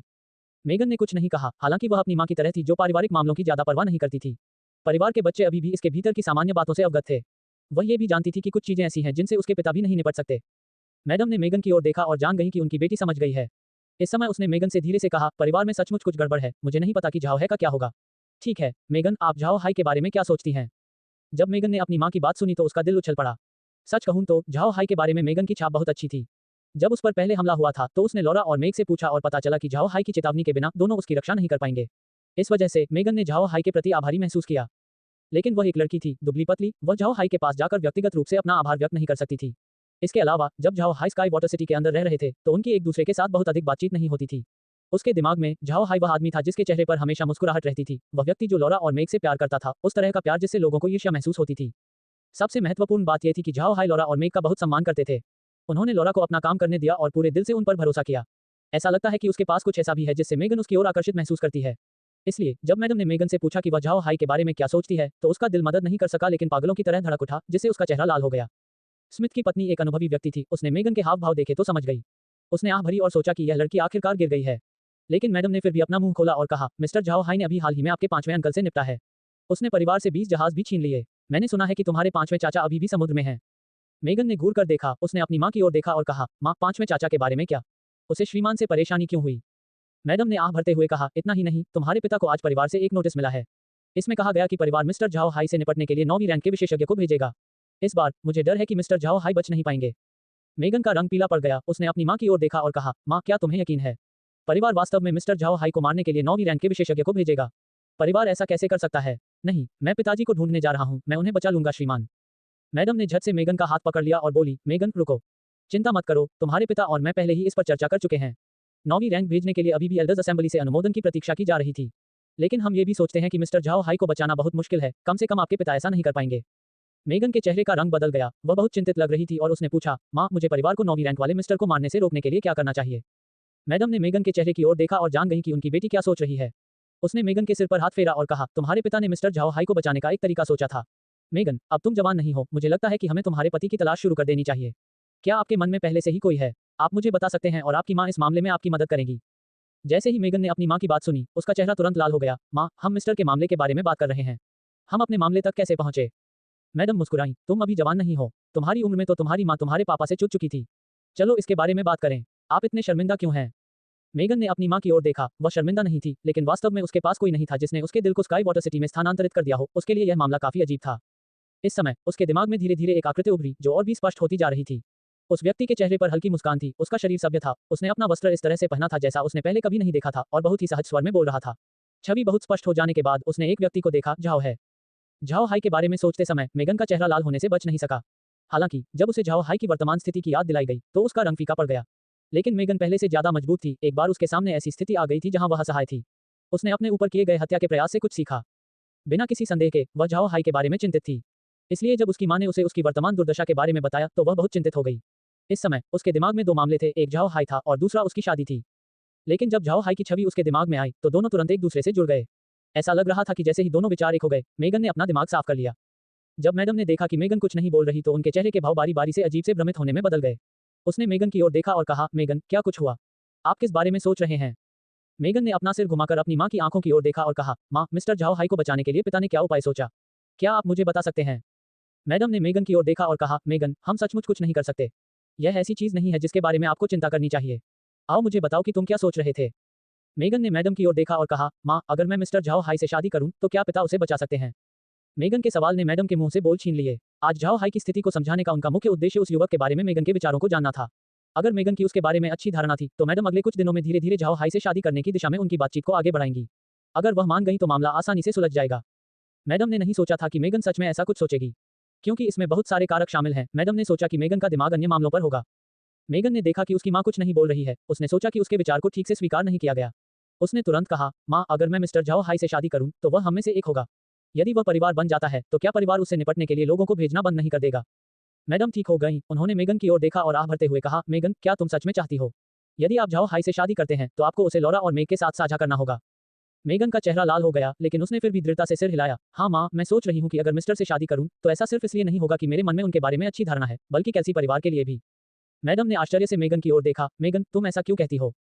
मेगन ने जवाब दिया, माँ, हालांकि मैं परिवार के बारे में ज्यादा नहीं जानती, लेकिन मैं इसकी हालिया स्थिति से अच्छी तरह वाकिफ हूँ। मिस्टर झाओ हाई में क्षमता और ताकत है। अगर वह परिवार के सदस्य बन जाते हैं तो इससे उन्हें बहुत फायदा होगा। मुझे पता है कि हमारे पूर्वजों ने लाभ के लिए परिवार की महिलाओं से शादी न करने के बारे में क्या कहा था। हालांकि श्रीमान के प्रति मेरी धारणा वास्तव में अच्छी है, और अब जब परिवार उनके बाद 9वीं रैंक भेजने जा रहा है तो पिता उन्हें आसानी से नहीं बचा पाएंगे। लेकिन अगर मैं मिस्टर झाओ हाई से शादी कर लूं तो वह हमारा अपना बन जाएगा। इससे पिता को उसे बचाने का उचित कारण मिल जाएगा, है ना? मैडम ने मेगन को घूर कर देखा। उन्होंने नहीं सोचा था कि उनकी बेटी ये शब्द कहेगी। उसने मेगन को गले लगाया और कहा, मेरी छोटी लड़की बड़ी हो गई है। मेगन, आपने जो कहा वह सचमुच सच है, लेकिन क्या आप वाकई झाओ हाई को पसंद करते हैं? यदि नहीं तो तुम्हारे पिता और मैं उससे विवाह करने में तुम्हारा समर्थन नहीं करेंगे। मेगन ने धीमी आवाज में कहा, माँ, मैंने फैसला कर लिया है। मैडम को अभी भी ऐसा लग रहा था जैसे उसके दिल में कुछ अजीब है। उसने सोचा कि मेगन को वास्तव में झाओ हाई में दिलचस्पी है, लेकिन उस हद तक नहीं जहां वह उससे शादी करना चाहे। और मेगन के फैसले के पीछे का कारण काफी हद तक कैसी परिवार के प्रति उनका विचार होगा। इससे मैडम के मुंह का स्वाद खराब हो जाएगा। सौभाग्य से मेगन के मन में झाओ हाई के लिए भावनाएं हैं, और यह उसकी अपेक्षा से कहीं अधिक मजबूत है। मैडम ने उत्तर दिया, मैंने तुम्हारे साथ अन्याय किया है, मेरी छोटी मेगन। लेकिन चिंता मत करो, अगर झाओ हाई ने तुम्हारे साथ बुरा व्यवहार करने की हिम्मत की तो मैं पिता को उसे ठीक करने दूंगा। अब जब आपने अपना निर्णय ले लिया है तो हमारे पास उसे बचाने का एक तरीका है। मैं तुम्हारे पिता से कहूंगा कि वे झाओ हाई को एक पत्र भेजें ताकि वह जल्द से जल्द सुरक्षित हो सकें। मेगन ने सिर हिलाया, फिर मैडम खड़ी हुई और कमरे से बाहर चली गईं। मेगन कमरे में घूरती रह गई और सोच रही थी कि उसने अभी क्या कहा। अब जब उसकी बातें आखिरकार सही हो गईं तो उसका चेहरा तुरंत गर्म हो गया, जैसे कि जल रहा हो। वह नहीं जानती थी कि उसने अभी क्या किया, उसने बस अनजाने में ये शब्द कहे। अब जब उसे अपने शब्द याद आते हैं तो वह शर्माए बिना नहीं रह पाती। लेकिन चाहे कुछ भी हो, वह पहले ही फैसला कर चुकी है। अब इसे बदलना असंभव होगा और मेगन ने इसे बदलने के बारे में किसी भी तरह नहीं सोचा था। उसे बस अजीब लग रहा था, उसे उम्मीद नहीं थी कि वह वास्तव में सगाई कर लेगी। इस समय मैडम का मूड बहुत उलझा हुआ था। जब वह अपने आंगन में लौटी तो उसने स्मिथ को पाया और उसे मेगन की स्थिति के बारे में बताया। स्मिथ ने नहीं सोचा था कि मेगन इतनी जल्दी अपना फैसला ले लेगी। जबकि उसे राहत महसूस हुई, वह झाओ हाई पर गुस्सा भी था। स्मिथ को पता ही नहीं चला कि कब झाओ हाई ने अप्रत्याशित रूप से उसकी बेटी के दिल पर कब्जा कर लिया था। हालांकि स्मिथ एक पिता के रूप में झाओ हाई को बहुत महत्व देते थे, लेकिन वह उस व्यक्ति पर क्रोधित होने के लिए बाध्य थे जिसने उनकी बेटी का दिल ले लिया था। इस समय मैडम ने स्मिथ की ओर देखा और कहा, प्रिय, क्या तुम अब झाओ हाई का पत्र लिखोगे? स्मिथ ने एक पल के लिए सोचा और अपना सिर हिलाया, अभी समय नहीं है। हम इसे भेजने से पहले झाओ हाई के जेड वाटर सिटी लौटने तक इंतजार करेंगे। किसी भी स्थिति में उसका ब्लड हॉक हमारे पास है, उसे यथाशीघ्र पत्र प्राप्त होगा। मैडम ने फिर सिर हिलाया, मुझे उम्मीद है कि इस बार कुछ भी गलत नहीं होगा, अन्यथा झाओ हाई खतरे में पड़ जाएगा। मैं चाहता हूं कि परिवार उससे निपटने के लिए लोगों को भेजने में जल्दबाजी न करे। स्मिथ सहमत हुए, सही है, अब हम केवल झाओ हाई की गति पर भरोसा कर सकते हैं। जब झाओ हाई ने इस ब्लड हॉक को देखा तो वह जानता था कि यह वही होना चाहिए जिसे उसने स्मिथ के लिए छोड़ा था। वह तुरंत बाहर गया और वह पत्र ले लिया जो स्मिथ ने उसे लिखा था। पत्र की सामग्री को पढ़ने के बाद झाओ हाई का रंग बदल गया। स्वाभाविक रूप से स्मिथ ने इस पत्र में अपनी बेटी की शादी झाओ हाई से करने की अपनी योजना को शामिल नहीं किया। उन्होंने केवल इस बारे में लिखा कि कैसे परिवार झाओ हाई के साथ मेल मिलाप की उनकी योजना से असहमत था और वे 9वीं रैंक के विशेषज्ञों को भेजने के लिए तैयार थे। उन्होंने ये भी बताया कि उनके पास इस मामले से निपटने की एक योजना है और झाओ हाई को स्काई वाटर सिटी में उनसे मिलने की जरूरत है। झाओ हाई को उम्मीद नहीं थी कि कैसी परिवार उससे निपटने के लिए 9वीं रैंक के विशेषज्ञों को भेजेगा। हालांकि वह दूसरे पक्ष के 9वीं रैंक के विशेषज्ञ से नहीं डरता था, लेकिन वह कैसी परिवार के साथ घातक दुश्मनी भी विकसित नहीं करना चाहता था।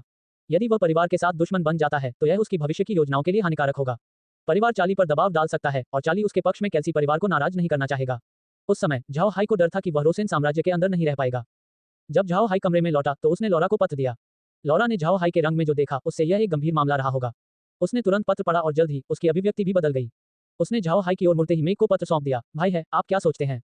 गंभीर स्वर में झाओ हाई ने उत्तर दिया, मुझे लगता है कि हमारे पास स्काई वाटर सिटी की ओर जाने और स्मिथ क्या करने की योजना बना रहा है ये देखने के अलावा कोई अन्य विकल्प नहीं है।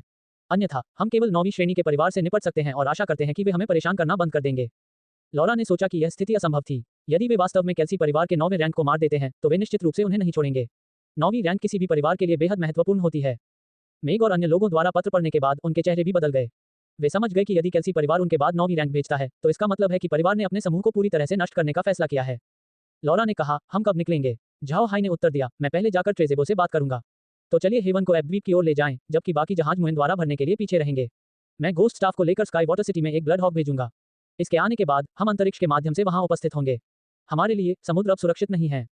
लौरा समझ गई कि झाओ हाई का क्या मतलब है। अगर कैसी परिवार उनके बाद अपनी 9वीं रैंक भेजता है तो समुद्र निश्चित रूप से उन्हें सुरक्षित रखने में असमर्थ होंगे। 9वीं रैंक के विशेषज्ञ के लिए समुद्र में यात्रा करने के लिए जहाज का उपयोग करने की कोई आवश्यकता नहीं थी, उड़ना ही पर्याप्त था। लौरा ने सिर हिलाया, ठीक है, जब आप ट्रेजेबो देखने जाएंगे तो मैं मुहिम को सूचित कर दूंगी। झाओ हाई ने सिर हिलाया और ब्लड हॉक को रिहा करने से पहले उसे बूट स्टाफ देने के लिए तुरंत बाहर चला गया। फिर वह ट्रेजेबो की तलाश में गया। उसी समय लॉरा ने गाड़ी ली और मुएन की ओर चल पड़ी। हालांकि इस बार वह स्काई वाटर सिटी जाने के अपने तरीके से अपने कुछ रहस्यों को उजागर कर सकता है, लेकिन झाओ हाई को इसकी कोई परवाह नहीं है। यदि वे केल्सी परिवार के मामले से नहीं निपट सकते तो उनके पास एक शक्तिशाली दुश्मन होगा। झाओ हाई ऐसा नहीं देखना चाहता था। ट्रेजेबो इस समय अपने कमरे में आराम कर रहा था और शराब पी रहा था। इस समय एक नौकर आया और उसने बताया कि झाओ हाई दर्शकों के लिए पूछने आया था। उसने तुरंत झाओ हाई को अंदर आमंत्रित करने से पहले एक पल के लिए घूर कर देखा। लेकिन जब झाओ हाई अंदर आया तो ट्रेजेबो झाओ हाई के चेहरे पर अजीब अभिव्यक्ति को नोटिस करने से खुद को नहीं रोक सका। ट्रेजेबो ने तुरंत कहा, मिस्टर झाओ है, क्या हुआ? झाओ हाई ने ट्रेजेबो की ओर देखा और कहा, सिटी लॉर्ड, मुझे डर है कि मुझे तुरंत जेड वाटर सिटी छोड़ना होगा। हो सकता है कि मैं कई दिनों के लिए बाहर जाऊं, लेकिन मैं वादा करता हूं कि जैसे ही मैं स्थिति संभाल लूंगा, मैं वापस आऊंगा।